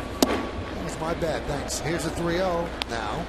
It is 3-0 now. You know, I can honestly say last night my wife did not have any thought about today's broadcast. Really? On her mind. Interesting. But she's here today. She is. So she's just going to take it in without prep. Enjoying the game. Okay. Letting the game come to her. My wife was thinking about what's for dinner. Where are we going?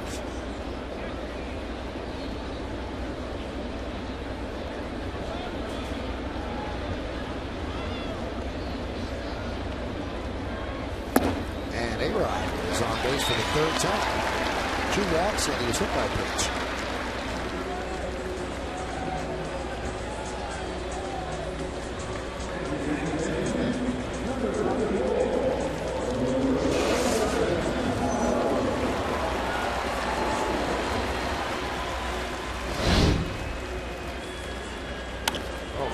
Cano in the second inning. We talked about all the fastballs back to back to back. His third career grand slam, or third this year.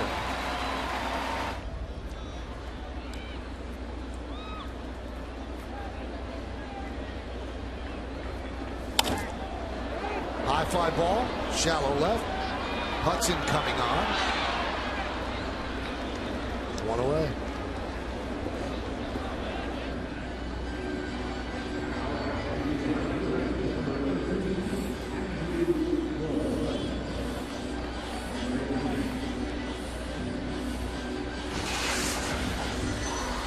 I was also wondering last night the Yankees' record on Labor Day. So we went back to the expansion era. The Yankees are 33-27 playing on Labor Day.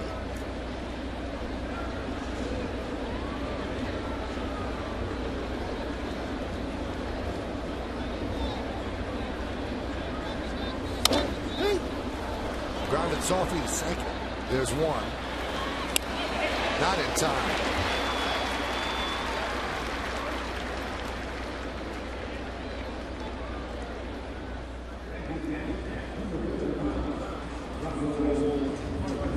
So two-way now. Jones hits this ball right off the end of the bat. A lot of spin on it. It takes a long time to develop. Adams to Hardy and across to Reynolds. Looked like Andrew Jones was busting it down the line there.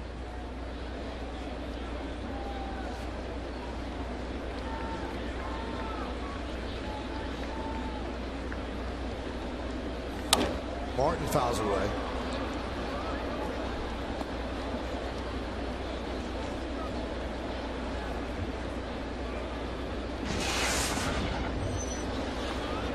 Russell is 1 for 2. He struck out in the first and doubled to right in the second.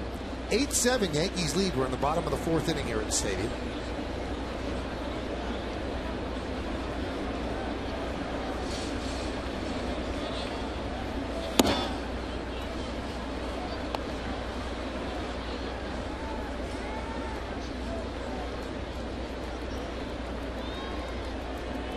Told you that Boston-Toronto game, bottom of the Beckett left the game early with a leg injury. But it's no score, bottom of the fifth.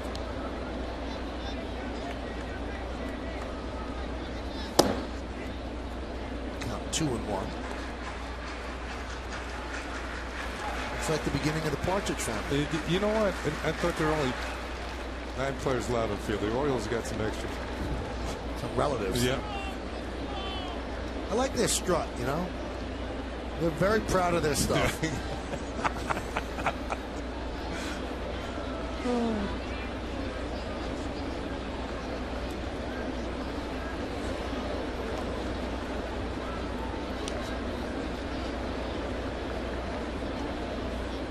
was a time when Andrew Jones was a stolen base threat, but not as much anymore.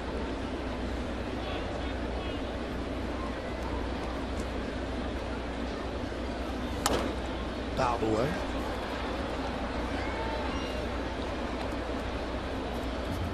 You get the feeling of this game, as Michael pointed out, not until the bottom of the third was it a scoreless 0 put on the scoreboard. And you get the feeling that each team is catching their breath before the next outburst.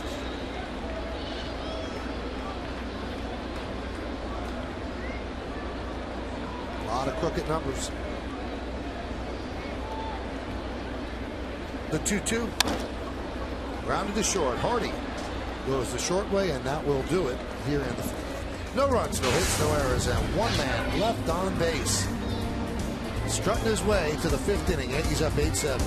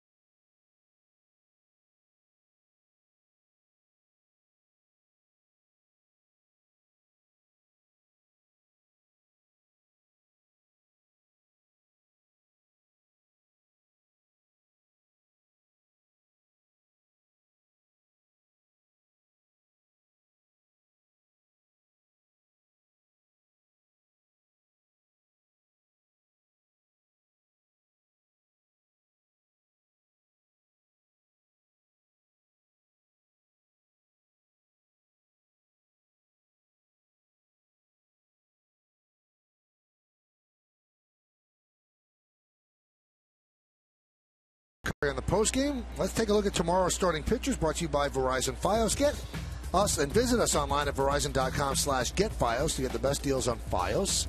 Tommy Hunter will go for the Orioles against Phil Hughes for the Yankees. Coverage begins at 6 p.m. on Yes. So is Jody already researching that matchup right there? It's all done. It's all done already? All done. Incredible. He can do the scouting reports tomorrow. Mark Reynolds takes a pitch outside. Now, yesterday after the game, we trumpeted the fact that Joe Girardi was going to announce his 5-man rotation. He didn't. He said they're going to stay with a 6 another time through. So that's why Phil Hughes is in there, and A.J. Burnett will make a start as well. Reynolds pops it up. It's on top of the Orioles dugout. Well, so Martin's run came to the abrupt halt there over near the Oriole dugout. Watch it. Coming. He thinks he has a chance.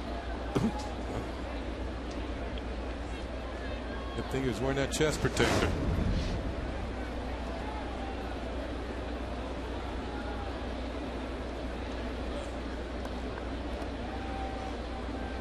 You ever wear that around the house anymore, John? Just for old times? While you're grilling or something? That's my apron.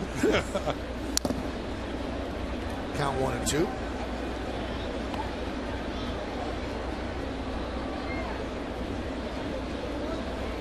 Aaron Laffey throwing in the Yankee bullpen.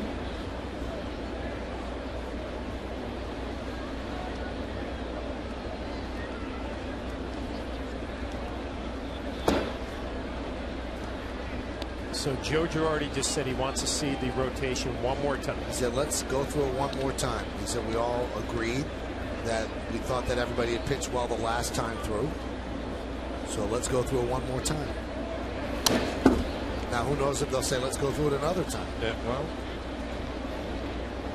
how many more weeks in the season? 3? Three more? Yeah, it's the final week of September. And, you know, you wonder about this American League East, a game and a half today for the Yankees coming in, and, you know, Beckett getting hurt. That could change this race drastically. I mean, you might be able to go 6-man all the way through if you have a big enough lead.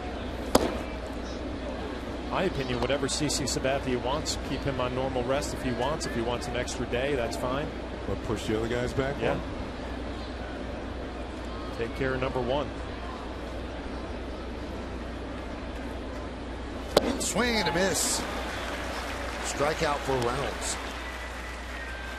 We get word from Nesson, the Red Sox broadcast home, that Beckett left with a sprained ankle. There are certainly different degrees of sprain, so we have no idea if this will make him miss a start. There's Robert Andino.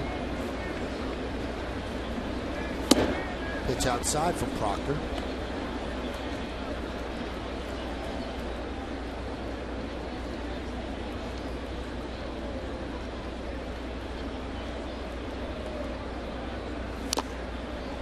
Count 1-1. Remembering back to Scott Proctor in his Yankee days, always a good fastball, a little bit of a sinker when he wanted it, a slider and a curveball. And I know from catching him, he always had this ultimate confidence he could throw that curveball for a strike anytime in the count. And remembering back to Scott's days, that's not the type of pitcher that he was or that he is. More of a power guy.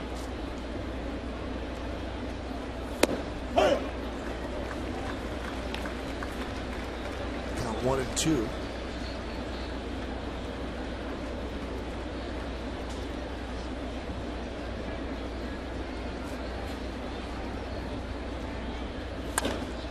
Driven out to right field. Andrew Jones going back, looking up, see ya. A home run for Andino, and the game is tied at 8.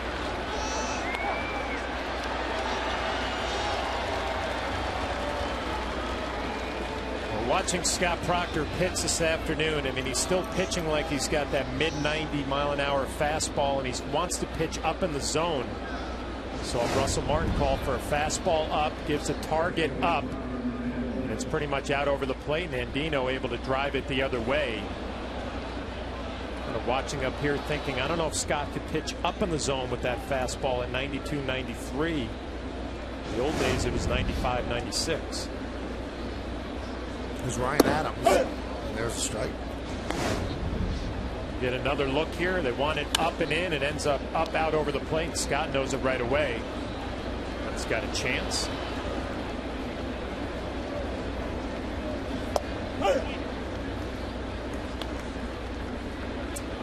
Andino's a player who's getting much more playing time than the Orioles thought. They've had some difficulties filling a spot at third base.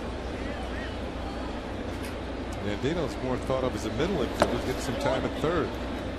It's only his third home run of the year.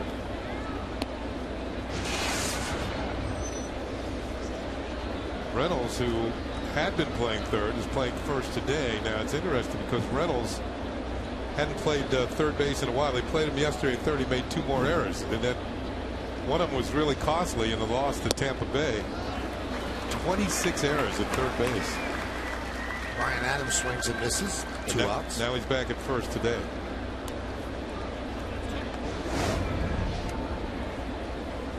Here's a look at that last pitch, breaking ball and over the top, and strike 3. And with Kyle Hudson due up, Joe Girardi's going to take the ball from Scott Proctor. And call on the lefty Aaron Laffey with a short outing by Garcia. Girardi's just going to try to piece it together with the pen.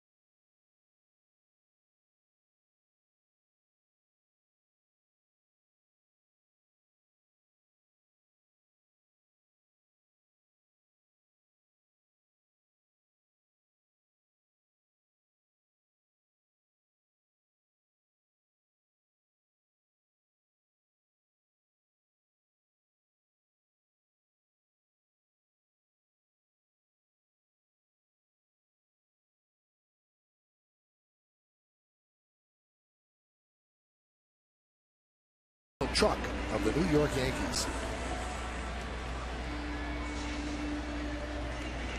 Well, the Yankees bring in Aaron Laffey. They got him from Seattle, used him one game, and then sent him down, work on some things. And when the rosters expanded, he was brought back up. And here is Laffey right now to face Kyle Hudson.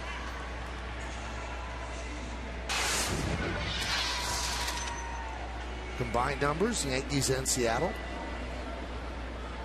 59 hits in 45 and 2/3 innings. And he'll face Kyle Hudson. Hudson with an RBI, his first big league RBI, and a base hit, his first big league hit. So 1 for 3 today.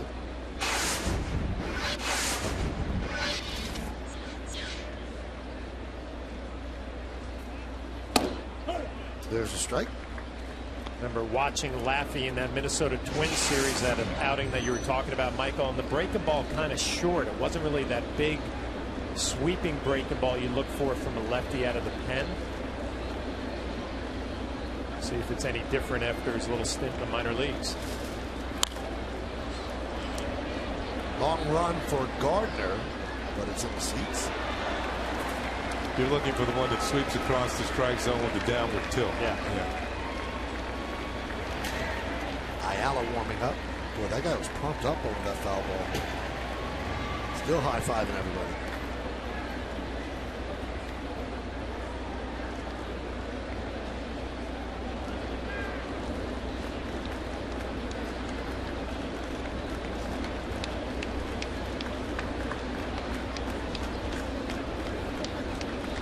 The 0-2.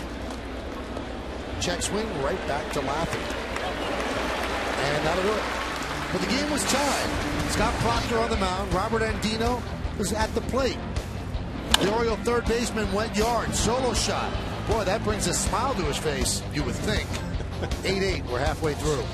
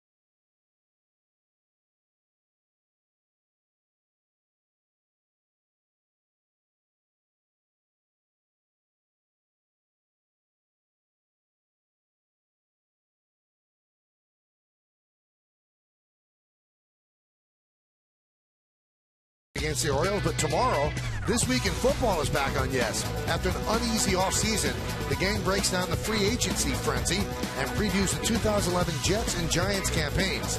For weekly analysis, predictions, interviews, and more, it's This Week in Football presented by Geico. The new season premieres tomorrow at 11, only on Yes. Yep, Frank Robinson, 9th on the all-time home run list, 586 home runs, the only player to be the MVP in the National League and the American League. Did it with Cincinnati and with the Baltimore Orioles. When the Reds traded him to Baltimore, they thought that he was done. It showed that he wasn't done. Yeah, he was the MVP that year. He hit 49 home runs for Baltimore. New pitcher is Jim Johnson, and Montero hits one deep to right. There it goes. See ya! His first big league home run. Jesus Montero with one swing gets the Yankees a 9-8 lead.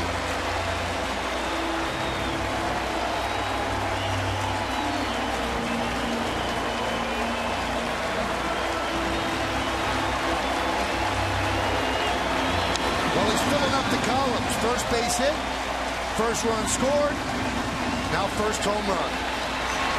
Well, it tells you a lot when a right-handed hitter hits a ball like this the other way. And you can talk about Yankee Stadium, how it's a short porch in right field. But this is a bomb the other way. Big smile on his face shows you why the Yankees are so excited about his potential as a hitter. And they want a curtain call, and there he goes. Kind of shy wave as Gardner tries to bunt, bunts foul. This is what Flash is talking about. Right down the middle. You can usually do anything you want with a pitch like that, and he decided to put it into the seats in right field. When you got power to the opposite field like that, that means you got awesome power if you pull the ball and straight away center. That was a long blast. Montero's going to get a chance to be the everyday DH. They'll play him against some righties as well. And they think so much of him. Looks like they found the kid who got the ball, and now they'll start to negotiate so Montero can get his first home run back. Grounded to second. And Adams makes the play to retire Gardner. You know, and I hate to say this, but I always used to watch Alex Rodriguez and the way that he can drive the ball the other way, Kenny, and you talk about how he lets it get deep. It's such a luxury for a hitter, and to see a young hitter have the ability to do that, I mean, that has to be exciting for Kevin Long and the whole organization.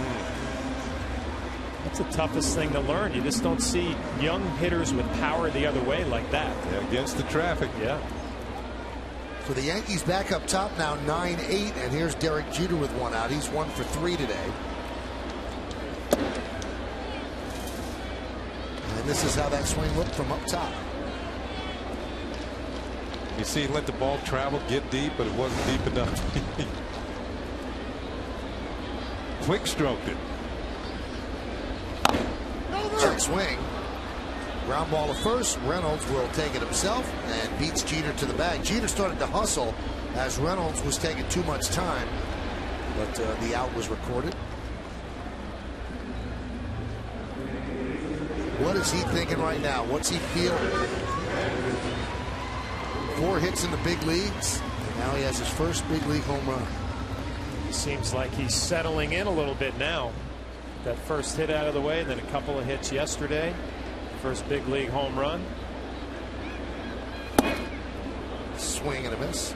How long did it take you to get the first home run, Ken? This is a 12 at bats, I think. If I'd kept that pace up, I'd really had something going. Right back to Johnson behind the back and makes the play. Jesus Montero goes yard for the first time in the big leagues. 21 years old, a Yankee, and a home run hitter that gave the Yankees a 9-8 lead as we go to the 6th inning.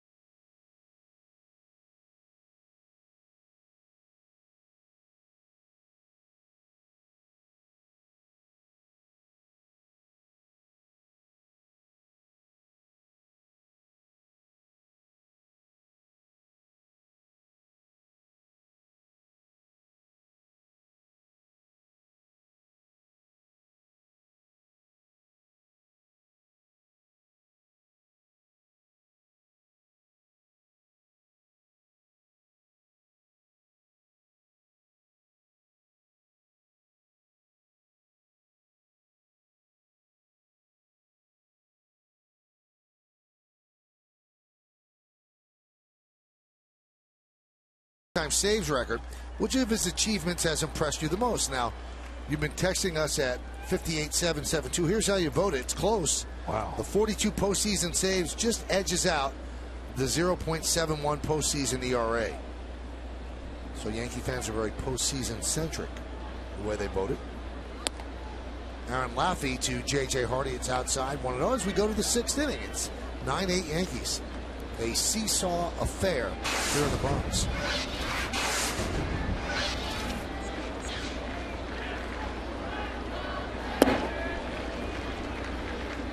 Count 2-0. Want to send out birthday wishes. Sarah Costello is 87 today. Watches every single Yankee game, and she's with her family today around the TV watching the Yankees score all of these runs. So happy birthday to Sarah Costello. 87. 87 years young. Also, our studio director, Michael Cooney, celebrating a birthday today. He is 71 years old. Refusing to retire, although many people are trying to push him out, but he remains, and happy birthday to Michael. J.J. Hardy works a walk.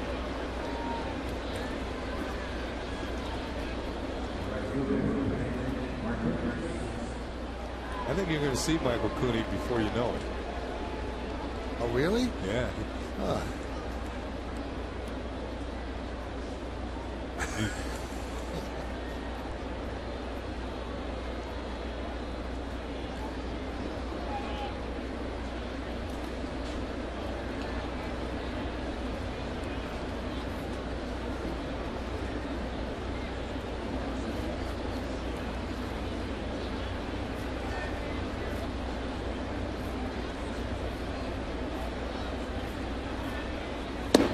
Markakis is a strike.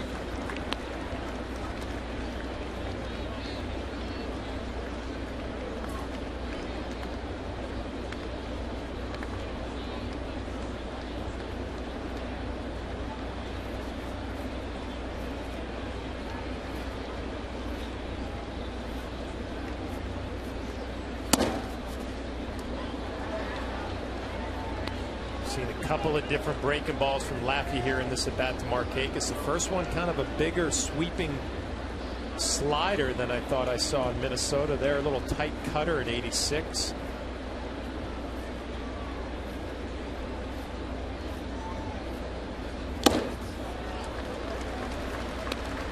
Fastball up at 88.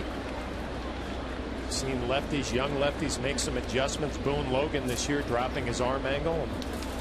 Breaking ball was noticeably better and has had a better second half.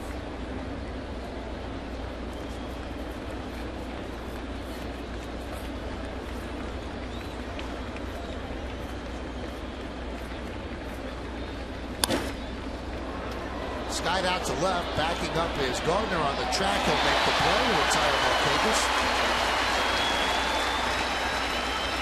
September 11, 2001 was a day New Yorkers will never forget, and a time when our city showed its strength and resilience. Thursday night, the Yes Network examines the role New York sports played in the city's recovery, featuring interviews with Yankees Derek Jeter, Mariano Rivera, and our very own Paul O'Neill. 9/11 Remembered premieres Thursday at 10 right here on Yes, and the Yankees are also going to hold a special ceremony to honor the 10-year anniversary of September 11th. It's going to take place this Wednesday, September 7th, prior to the Yankees-Orioles game. So the Yankees ask that their fans please take the seats by 12:30, with the ceremony slated to begin at 12:40. That's going to do it for Aaron Laffey. The Yankees go to the bullpen. Ayala comes on to face Jones. Stay right here.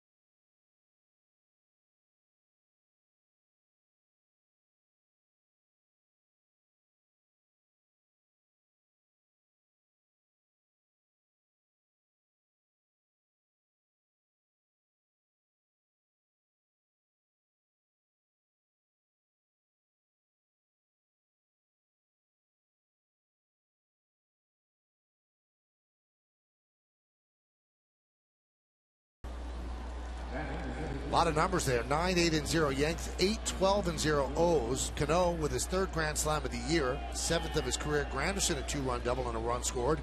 And Reynolds and Andino each have homered for the Orioles. Montero hit his first career home run in the big leagues.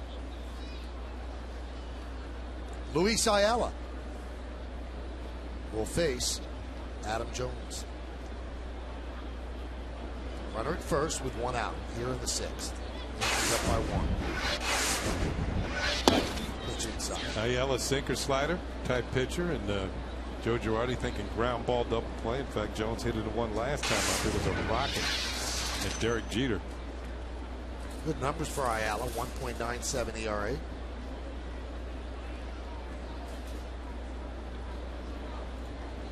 And Adam Jones gets hit. Didn't seem like he really tried to get out of the way.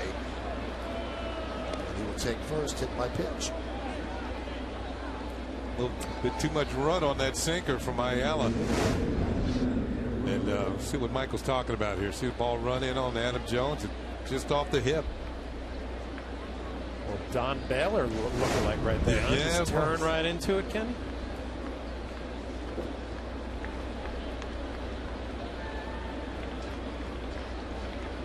So here's Vlad Guerrero.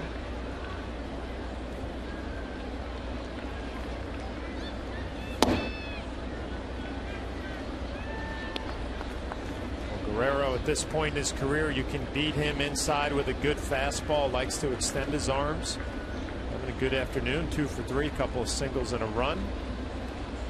Not as quick inside as he was in his younger days.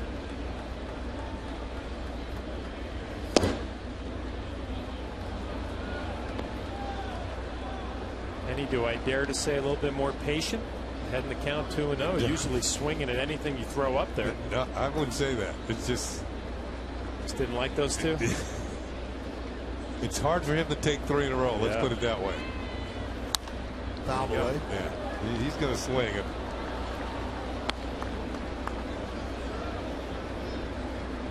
His at bats have a tendency to be over fairly quickly. Doesn't walk very often. Doesn't strike out very often. Never struck out 100 times in a season. For a player with as many home runs and as many hits as he's had.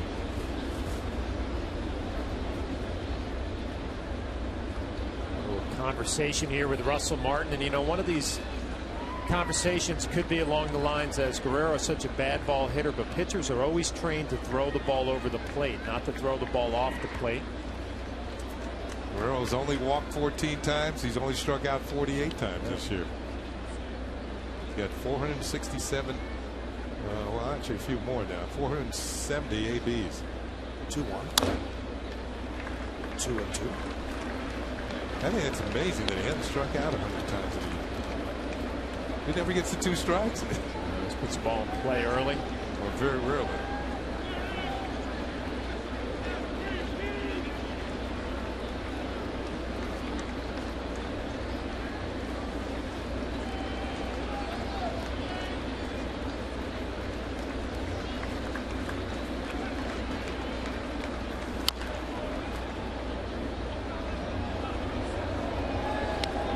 Still 2-2.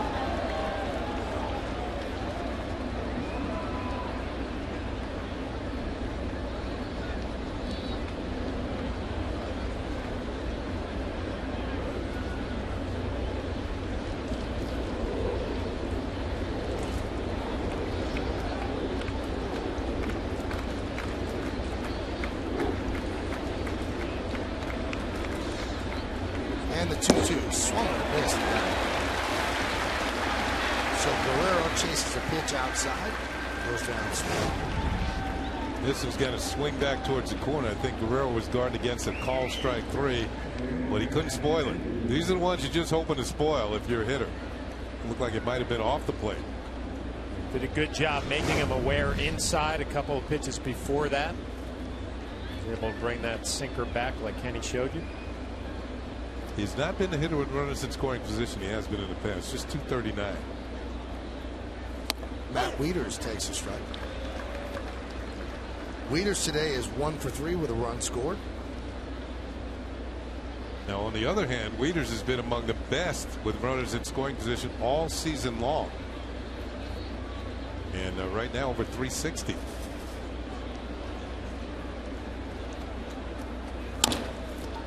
Chopped slowly to Jeter. leaders for the final. No runs, no hits, no errors, and 2 that left on base. We're at the bottom of the 6th, 9-8 innings.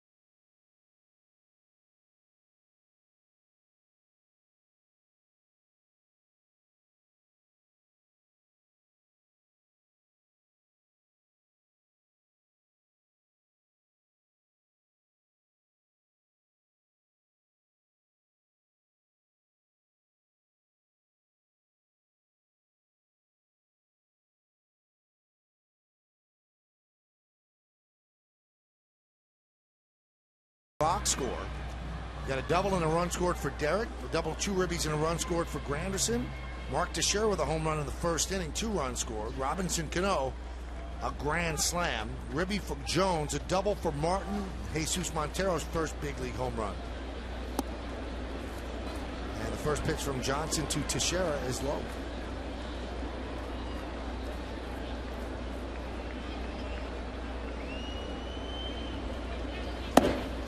Michael, this is Johnson's 58th game, and we talked about this briefly in Baltimore. They're supposedly trying to stretch him out and give him a start here in September.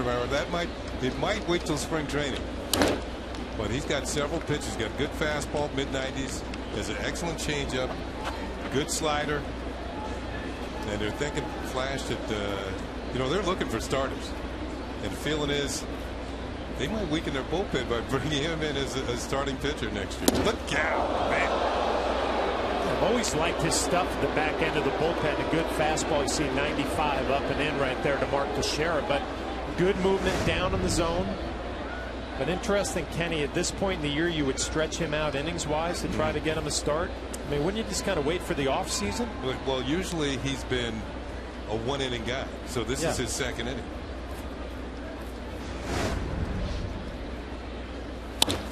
Serve in the left center. It's a base hit. He's been one of their better relievers. He's only given up 3 home runs all year.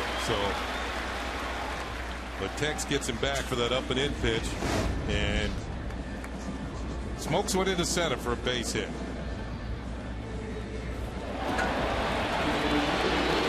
Outside of going deep after being knocked down.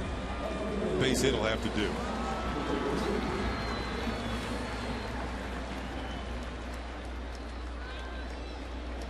That's going to bring up Alex. He had to have an official at bat. 2 walks and is hit by a pitch. Scored 2 runs. He's 5 for 24 since coming off the DL.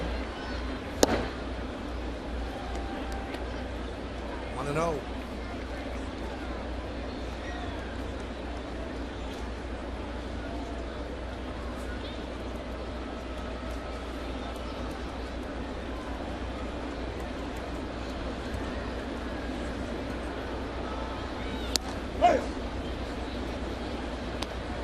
Over the winter, you're right, Flash, that they could inform him. Just come to spring training with the mindset that you're going to be starting games. We're going to prepare yourself during the winter to come into camp to win a starting job in the rotation.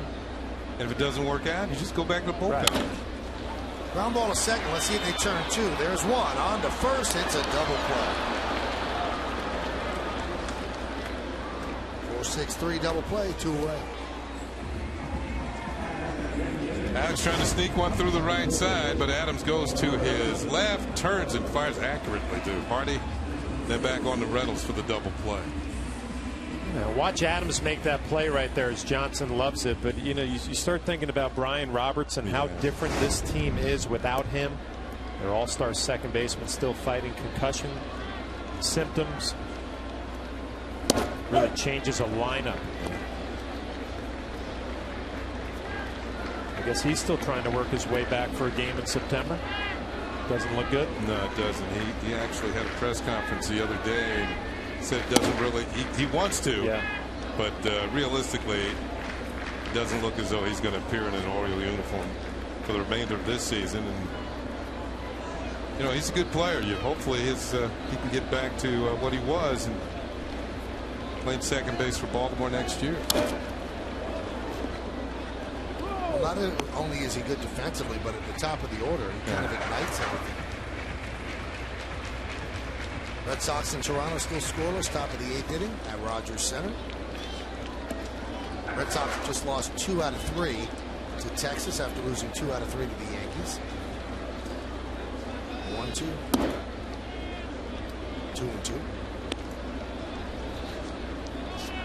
Cano with a single in the first and a grand slam in the second. Then he flied out to left in the fourth. He has a 9-game hitting streak. 24 home runs and 105 ribbies. The 2-2. Now full at 3-2, 96-mile-an-hour fastball.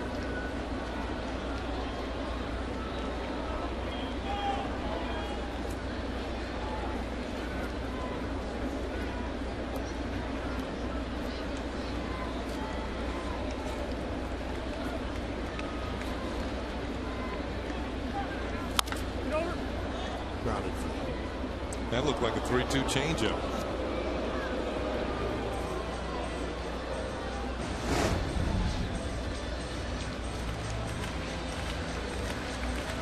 No, a little out in front, rips it foul. That's a lot of respect.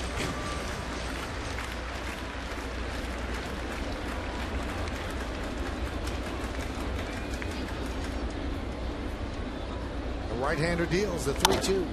Grounded to first. Off the glove of Reynolds. Fielded there by Adams and flips to Johnson. You score that 3-4-1 to get Cano for the final out of the 6th. No runs to hit, no errors, and nobody left on base. Tough hop, but right behind him is Adams, and covering is Johnson as we go to the 7th.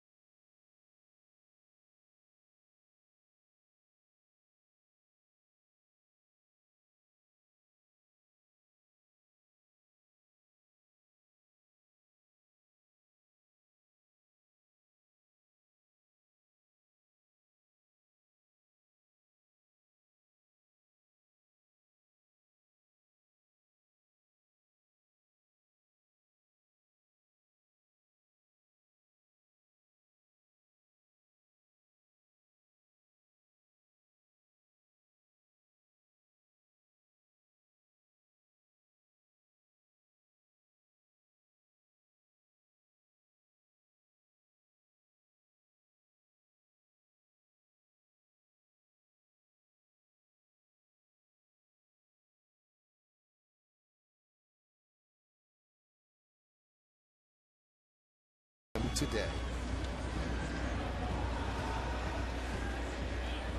And we thank them for all that they do for us.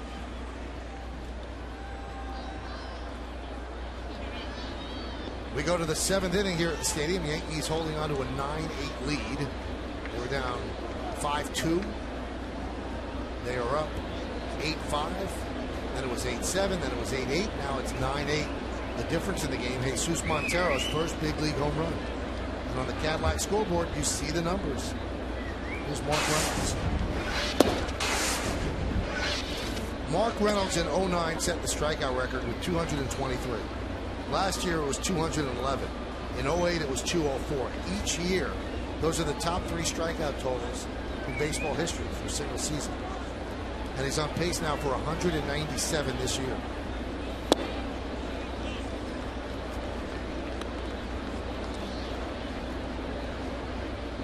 I think you have to do some math, though, and I wonder what the math is. What's worth it? What makes all those strikeouts worth it? How many home runs can you justify having that many strikeouts? Or RBIs. I mean, 74 RBIs. 32 homers.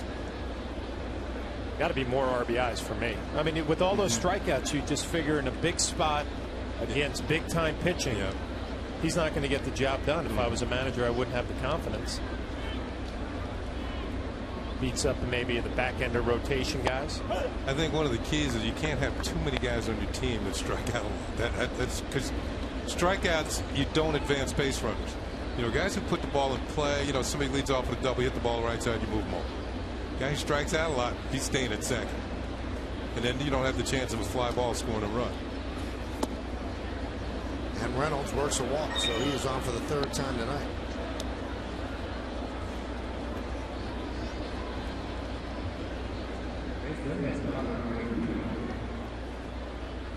There's Andino, who was 2 for 3 in a home run in the 5th, and that momentarily tied the game at 8.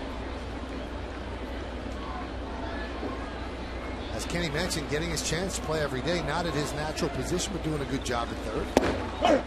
There's a strike. Andino's had some time at second. He's had some time at short, and now some extended time at 3rd base. The last time we saw him in Baltimore, he was playing 3rd.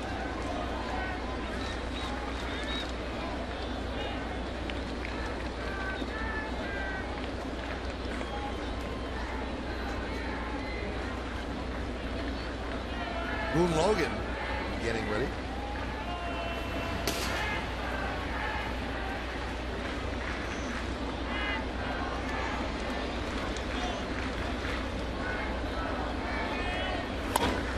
Popped up. Andrew Jones hardly moves in the first half.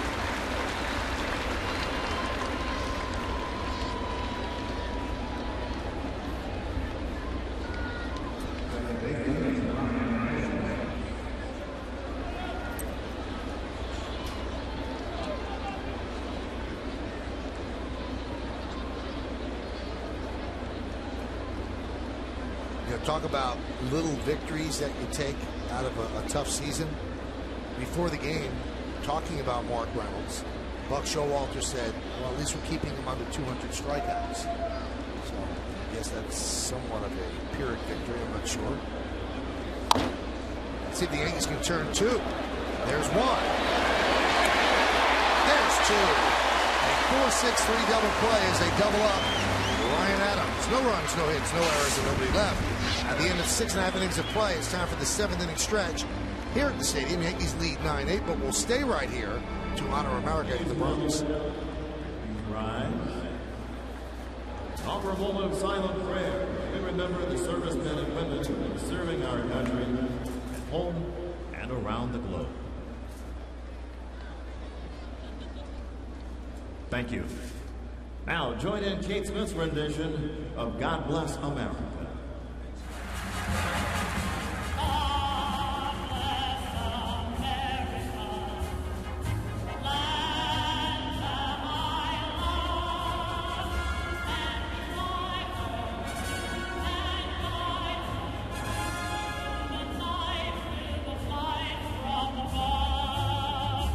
From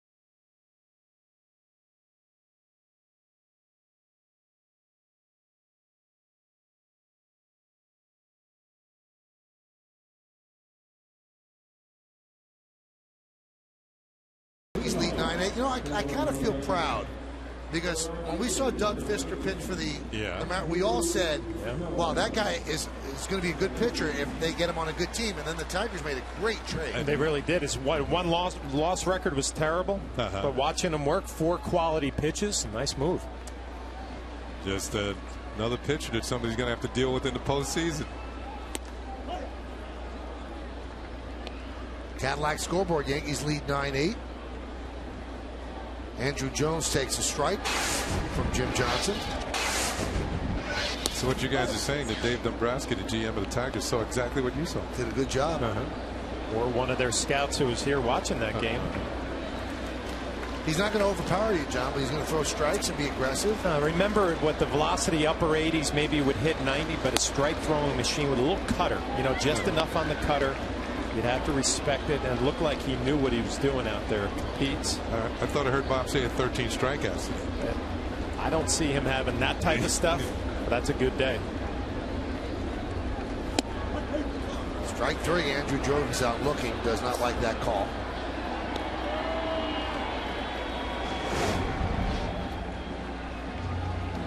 We'll take a look at strike 3, and it's a sinker backdoor.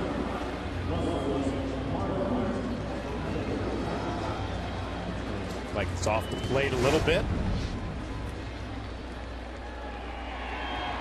1 away. That'll bring up Russell Martin.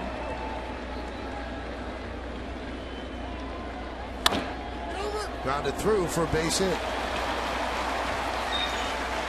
Second hit for Martin.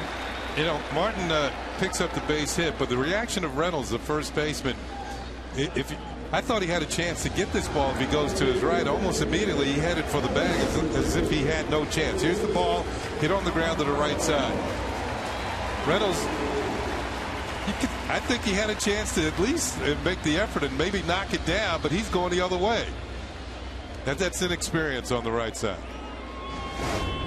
Here's Jesus Montero, last time up, his first big league home run.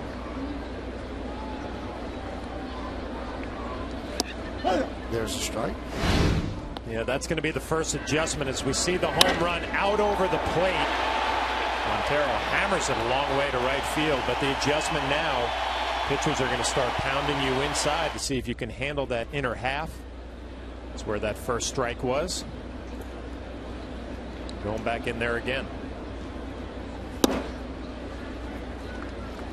Speaking of the Tigers, and they won today, they beat Cleveland, but they were Sunday Night Baseball at home, and you know, they finished fairly late. Had a day game today in Cleveland. Cleveland's not that far from Detroit. I mean, maybe they went the direct way, took a freighter across the lake, but they won both games.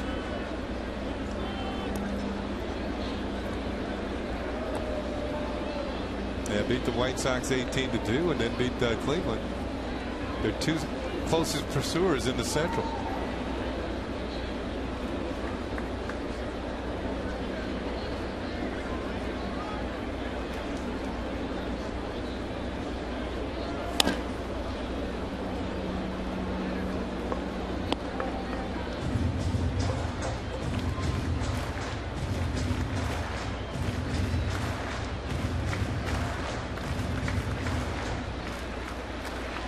Sure, Buck Showalter, having their AAA team. Baltimore is in the International League, right, Kenny? They're still Rochester? No, they are down at Norfolk. Yeah, Tidewater. Still the IL. I'm sure he got some reports on Montero from his AAA staff. One thing you find out a lot about young hitters. A lot of guys can hit when they're ahead in the count, but how do they hit when they're behind in the count? And you saw Montero checked on a close pitch in the dirt, tried to get him to swing at it. That's how you learn if young guys can hit when they're down in counts. Maybe 0-2. Can they fight back from 0-2?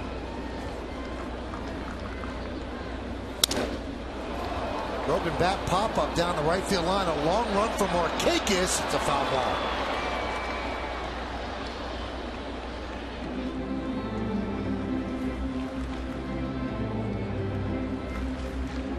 Think of a generic minor league hitter with good numbers. The first thing that comes to mind is they can hit a fastball. And they're probably a pull guy. They like to pull the ball a little bit. Montero, to me, looks like he likes the ball out over the plate, hits the ball to right field. The toughest thing to teach for a young hitter. Maybe might be exploited a little bit on the inner half. I'm sure of things that Kevin Long, the hitting instructor, is watching bat to at bat. Where are they trying to get him out? What can he handle? We'll get a good look at the bat that shatters here on the fastball inside. Little open stance, closes with his front foot. Kind of has a little waggle with the bat there, Kenny. Maybe gives him a little length where you can beat him inside, but something that can be cleaned up. They're coming back in there. That one's driven out to right field again. Markakis looking. See ya! Back-to-back home runs for the Yankees. 21-year-old rookie. And the Yankees lead 11-8. What an afternoon for Jesus Montero.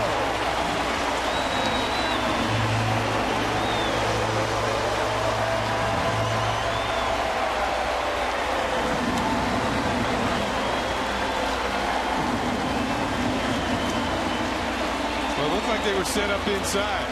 I don't think that's where the pitch went. One thing a young hitter or any hitter has to do. But if a pitcher misses his spot, you got to make it pay. They want him to come out again.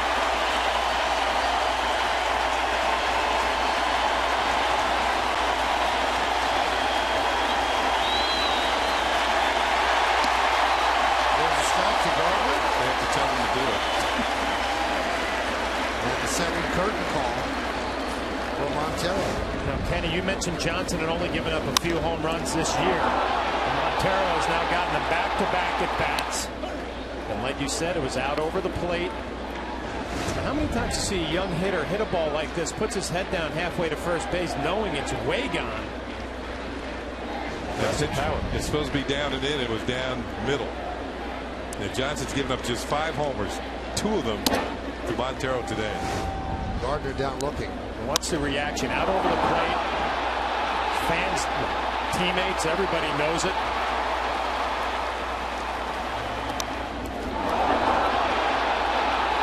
Hitting coach likes it. Brian Cashman said when the Yankees started this homestand a couple of days ago, he said that he felt that Montero could be in the class of Manny Ramirez or the Tigers' Miguel Cabrera, which is unbelievably high praise. Yeah, I was going to say very high praise. How about that? As Mark Teixeira channeling the great Mel Allen. Count 1-1.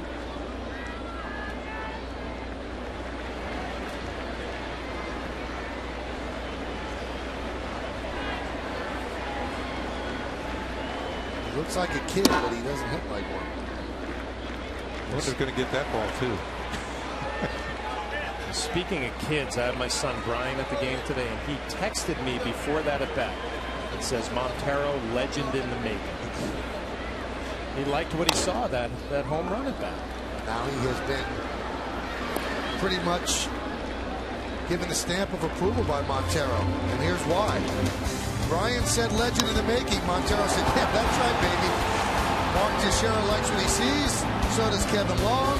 Everybody's happy with the Yankees. No one happier than that 21-year-old.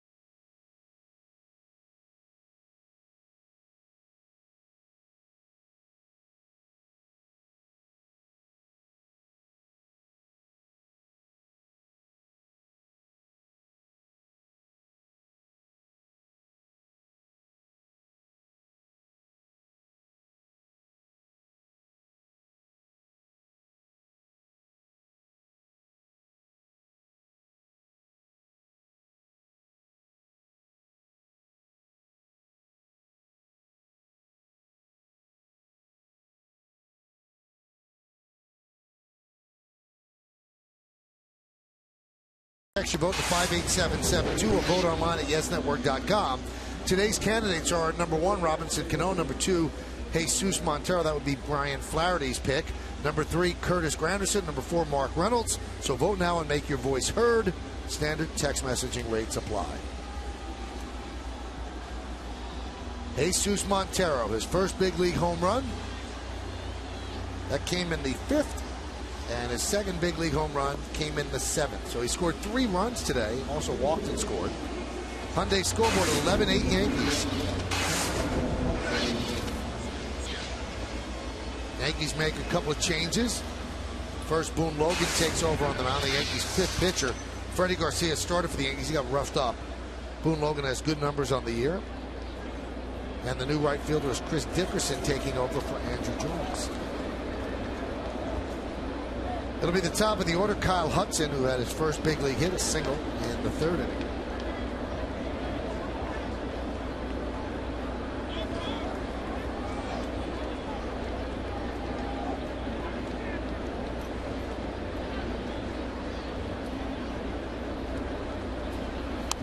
And a bunt, foul.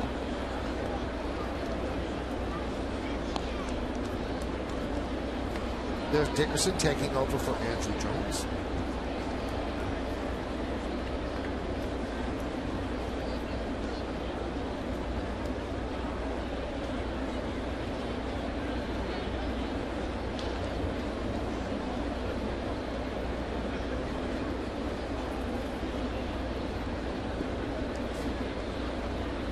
The 0-1.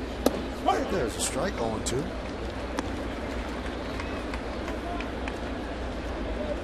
You know, watching Boone Logan his last few weeks here, he's had a very good breaking ball down and away to the lefties.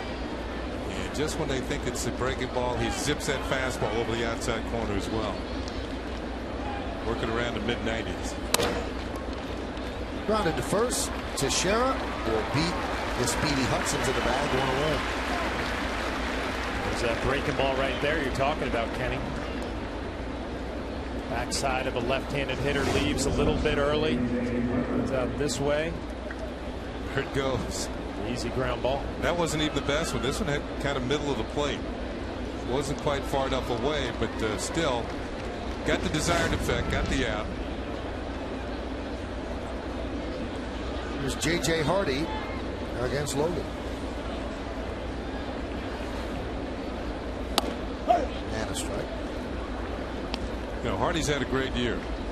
The Orioles signed him to a 3-year extension. Got 26 home runs. He's had more home runs this year than Orioles shortstops combined in the last 4 years.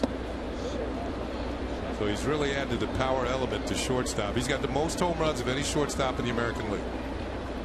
Only Troy Tulowitzki of the Rockies has more. I like the way he holds his hands down low, Kenny. You know, a little down by his waist. Good high fastball hitter. Driven out into center field. On the run is Granderson. He can't get there, and it's going to roll the wall as Hardy picks up a 1-out double. The example of it was in Baltimore, and it was David Robertson who came in and threw 2 high fastballs by a couple of the Oriole hitters for strike 3, and he tried the same thing with Hardy, and Hardy took him into the seats. The hands are low, as Flash said, but he can get on top. For some reason, fastballs up don't bother him. You know, you usually don't want you to carry your hands that low because it's hard to get on top, but he's got quick wrists, and you can see this one coming right at you as he runs it into the gap in right center field for a double. No, you're right, Kenny. If I'm a catcher and I see somebody walk up to the plate with his hands down low, the first thing you try to do is expose him up in the zone. Hardy has taken advantage of that this year, the tune of 26 home runs. It's only a decoy for him. Yeah.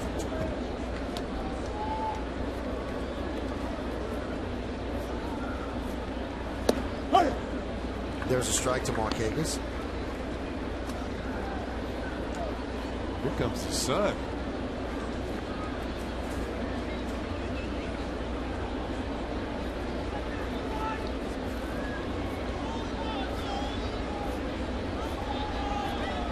The 0-1. Grounded right side and through for a base hit. J.J. Hardy is being waved on. The ball is booted by Dickerson, and that allows Marquez to go to second. Then the ball hits Marquez. He's going to third. The throw by Jeter. Inside. And Buck Showalter is going to come out and argue with Bruce Drake.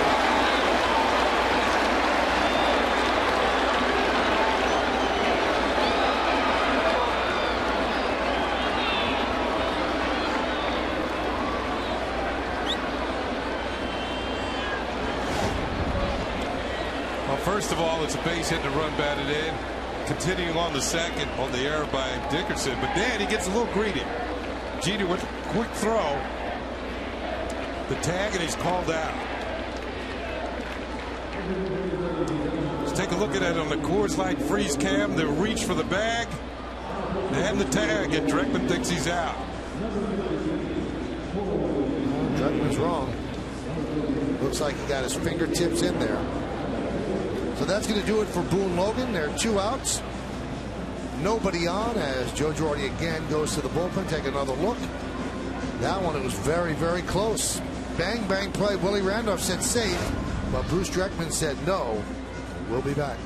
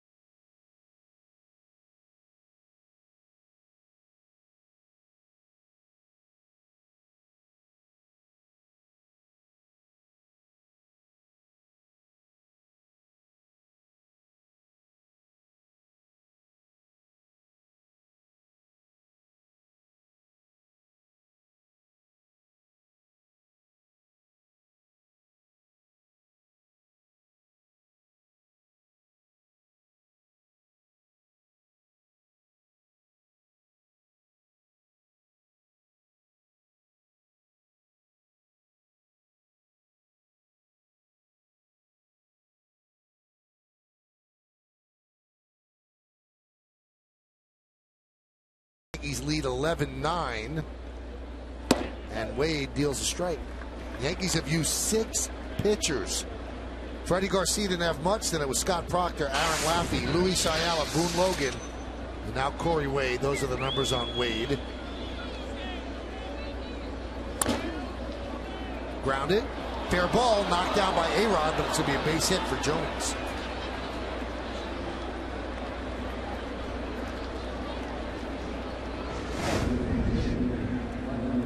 Jones hits a high chopper. Looked like A-Rod off the bag, and fair ball is the call off the glove, and it's going to be an infield single for Adam Jones, who, let's see, hits on the line and over the corner of the bag. Very close. Tough call right there. Here's Vlad Guerrero, and there's a strike from Wade. Vlad is 2 for 4. Came into the game 1 for his last 16.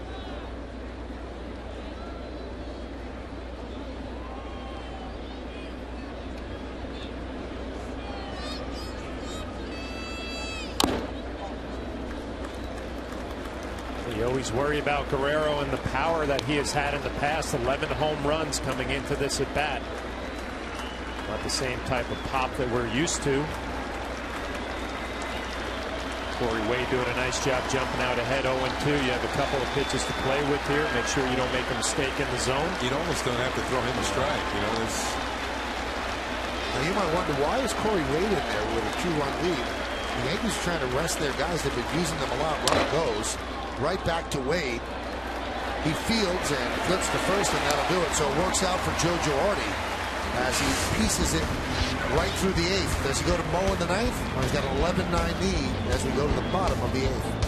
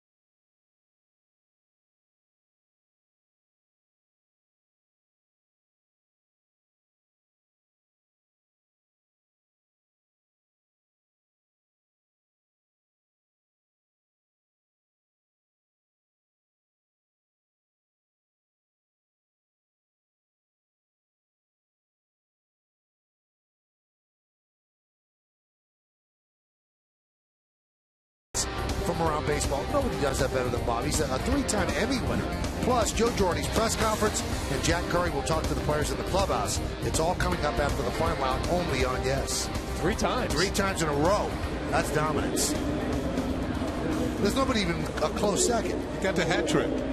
Standing there saying, bring it on. That's right. Let's go for 4.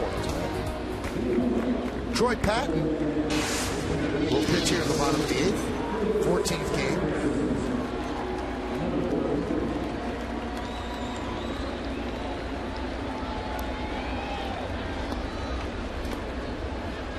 Here's Granderson, 1 for 4, 2-run double, run scored. Hyundai scoreboard 11-9 Yanks. Patton deals. Outside. Second time around for Patton in an Oriole uniform this year. Scheduled to face a few left-handed hitters coming up.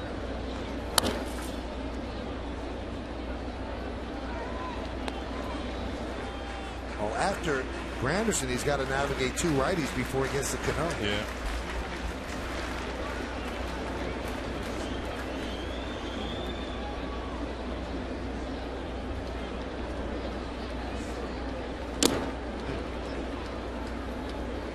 Good fastball up and in right there, left on left.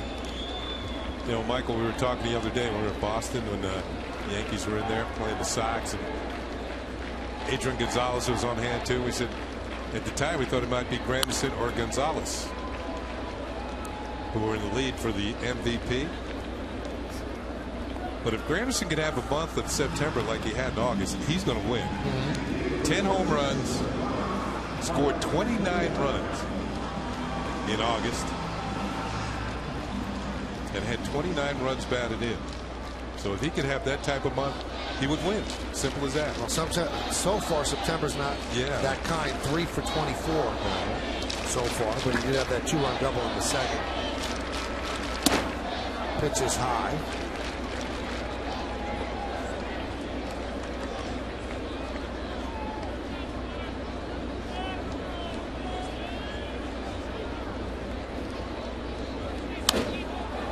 Deep to left as Hudson drifts over and will make the play on the warning track right near the foul line for the second one. Hudson's getting a taste of left field at Yankee Stadium. You notice had the glasses down, and this is about the time of day when left fielders are challenged by the sun. The sun recently broke through the clouds, and Hudson drifting towards the line was able to make the play.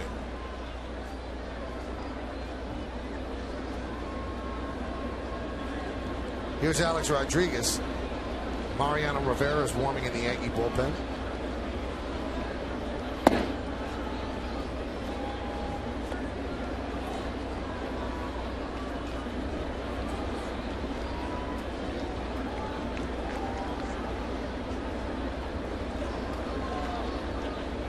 The 1-0. 2-0.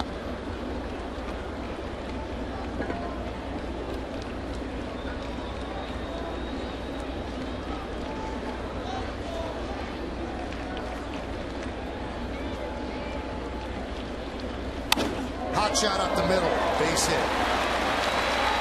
2-out single. First hit for Alex today. Those are the type of hits you're looking for with get Alex Rodriguez going. He's had a few to the right side now. He's going back to the middle. Just a matter of time. That ball was right down the middle, right about belt high. He just hit it right back where it came from.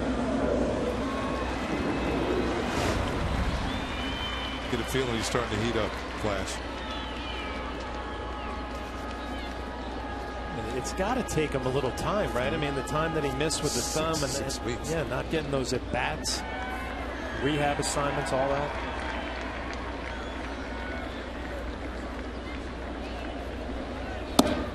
Pitch to Cano is a strike from Patton.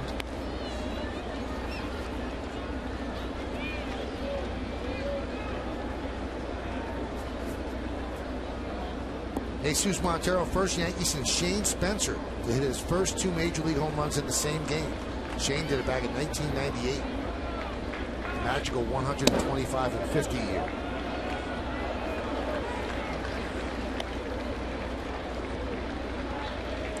It seemed like that month that every time the bases were loaded, Shane came up and hit a grand slam.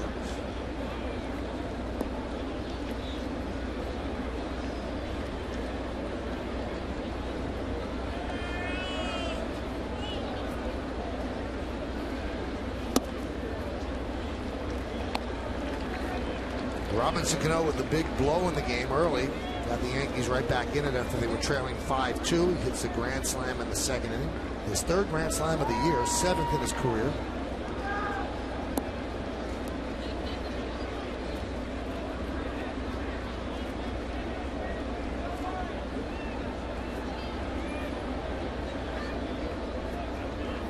Swing and a miss. 2-2. If you want to look ahead to the 9th inning, it's Wieters, Reynolds, and Andino. And Looks like it's going to be against Mo, unless the Yankees pad their lead here in the bottom of the 8th.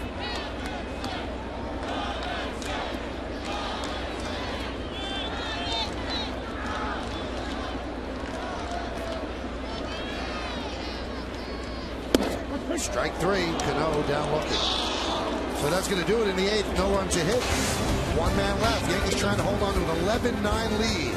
Mariano Rivera will try to close it out in the 9th.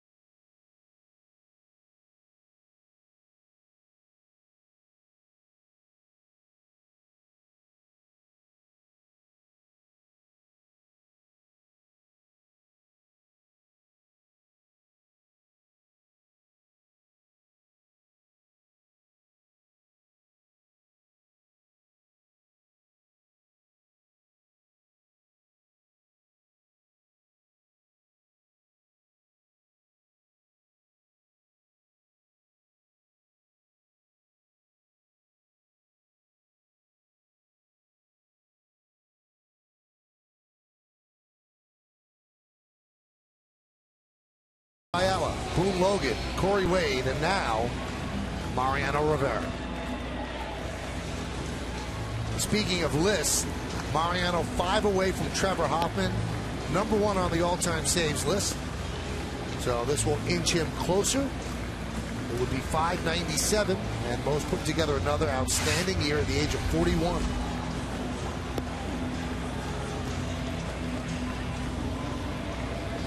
And he'll face Wieters, Reynolds, and Andino. Long day here at the stadium. A lot of offense, but Mo's trying to close it out and pick up his 38th save. 7 home runs in the ball game today. Now, if you're wondering about the Red Sox score, they've gone to the 10th inning. It's 0-0 at Rogers Center.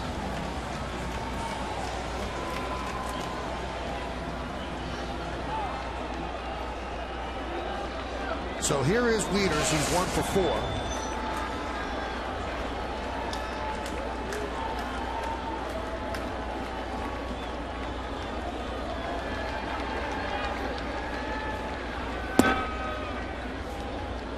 Mariano was warming yesterday, but the Yankees scored 4 runs in the 8th inning.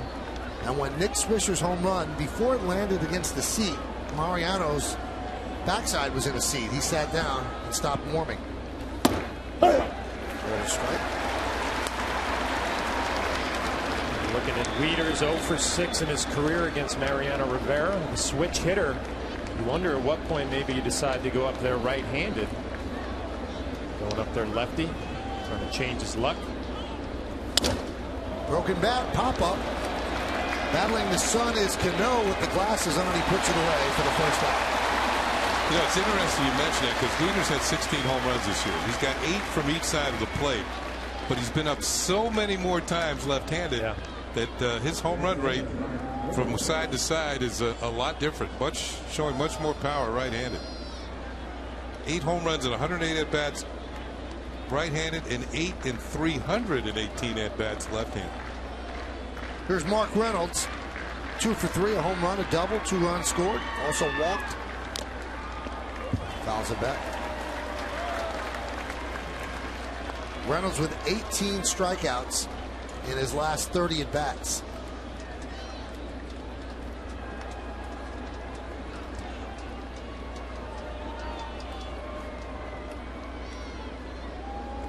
The 0-1. 1-1.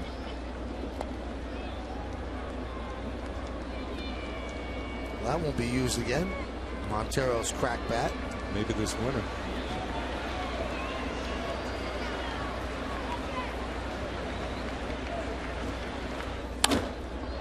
And the Orioles are still alive as Reynolds lines a single to center field. His third hit of the day. And that'll bring up Andino as the tying run.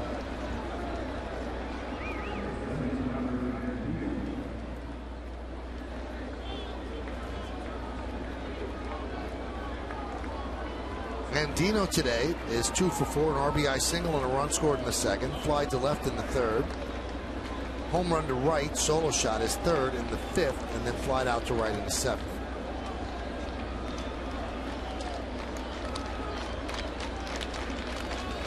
And a strike.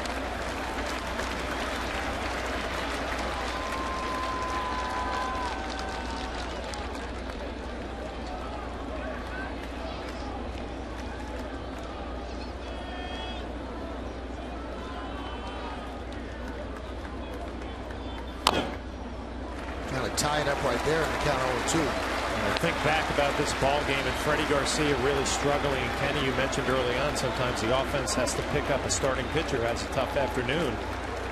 A real nice win. Go out there and slug, score 11 runs, pick up a starting pitcher who's had a good year, just had a bad afternoon.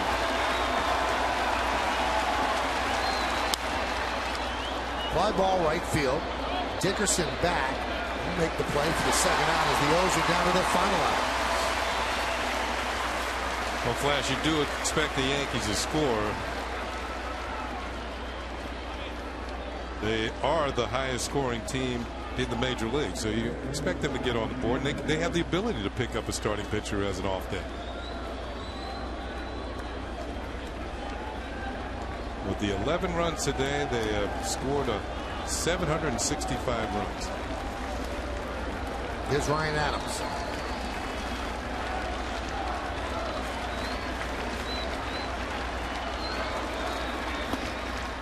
Pitch is low. 1-0. With Jesus Montero's afternoon, a couple of home runs. And not just they were home runs, they were impressive long home runs the other way. There's going to be a lot of talk about that young man. The rest of his at-bats this season and possibly into the postseason. The 1-0. 2-0. Nolan Reimold has come out on deck. He would pinch hit for Kyle Hudson.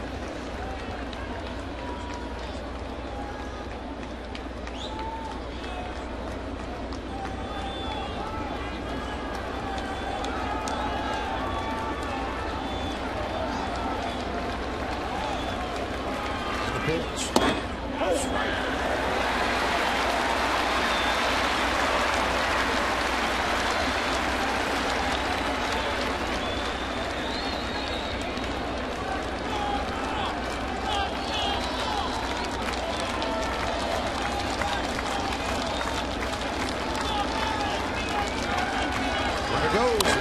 Is fouled away. It's now 2-2, and the O's are down to their final strike. The crowd at 45,069 here on Labor Day rises to its feet.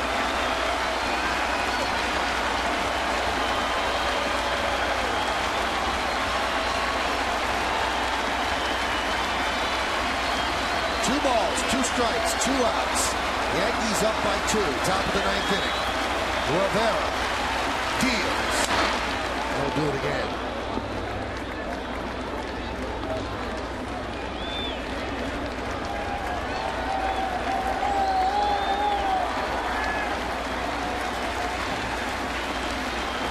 This one would certainly be a team effort. All the runs scored, all the pitchers used. Yankees trying to win their 5th in a row. Keep the pressure on the Red Sox.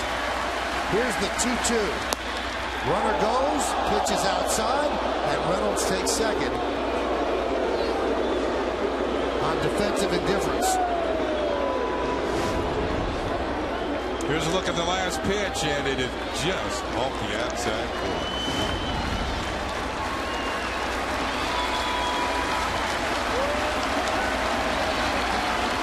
And the payoff. Line drive, base hit, game still alive. Reynolds rounds third, he will score. That's an RBI single for Ryan Adams. And now the Yankees lead is 11-10.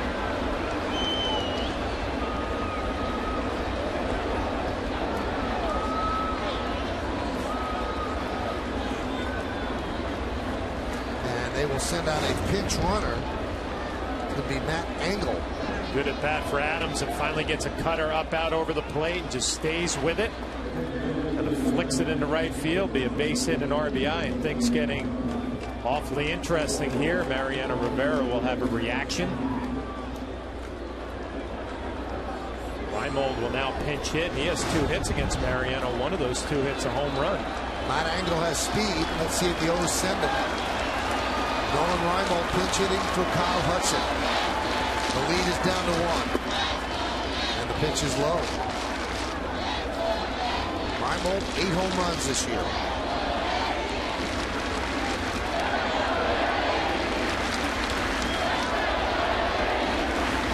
Reimold has a home run against Mo. 2 for 5. 0-1-0. Missed inside, 2-0. Like Russell Martin liked that pitch right there. A little sinker down and in. Having a little conversation with Paul Emil behind the plate. Usually Mariano gets these borderline pitches, maybe a little low.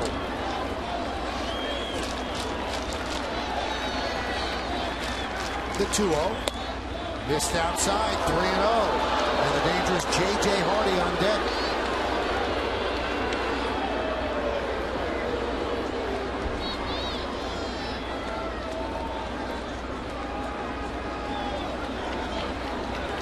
With a green light, Reimold.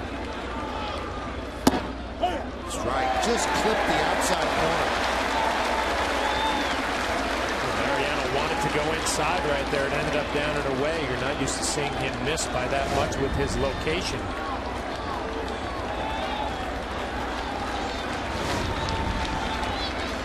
Runner goes, the 3-1 is a strike, and the stolen base is successful as Engel now, as the tying run has moved into scoring position.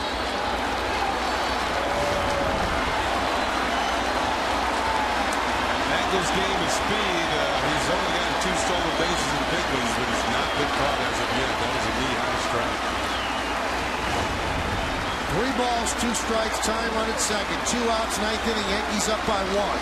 Rivera deals the payoff, and it hit him, which you very rarely see. So Reimold is going to take first, and now the go-ahead run is on base, and J.J. Hardy comes to the plate.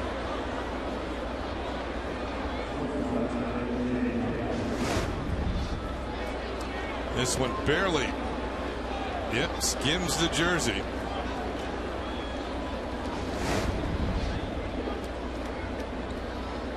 Hardy has only faced Rivera once, hitless in that at-bat.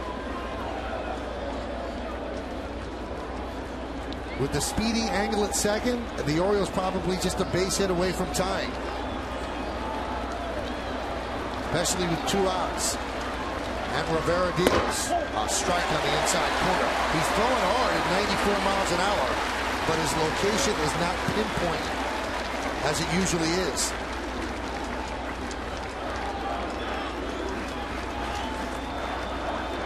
The 0-1, way outside. Hardy is 2 for 4 with a walk, a run scored, single, double, RBI.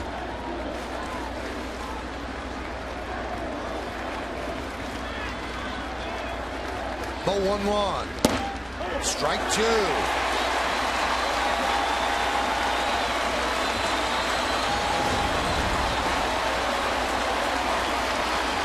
Perfect strike, knee high on the outside corner.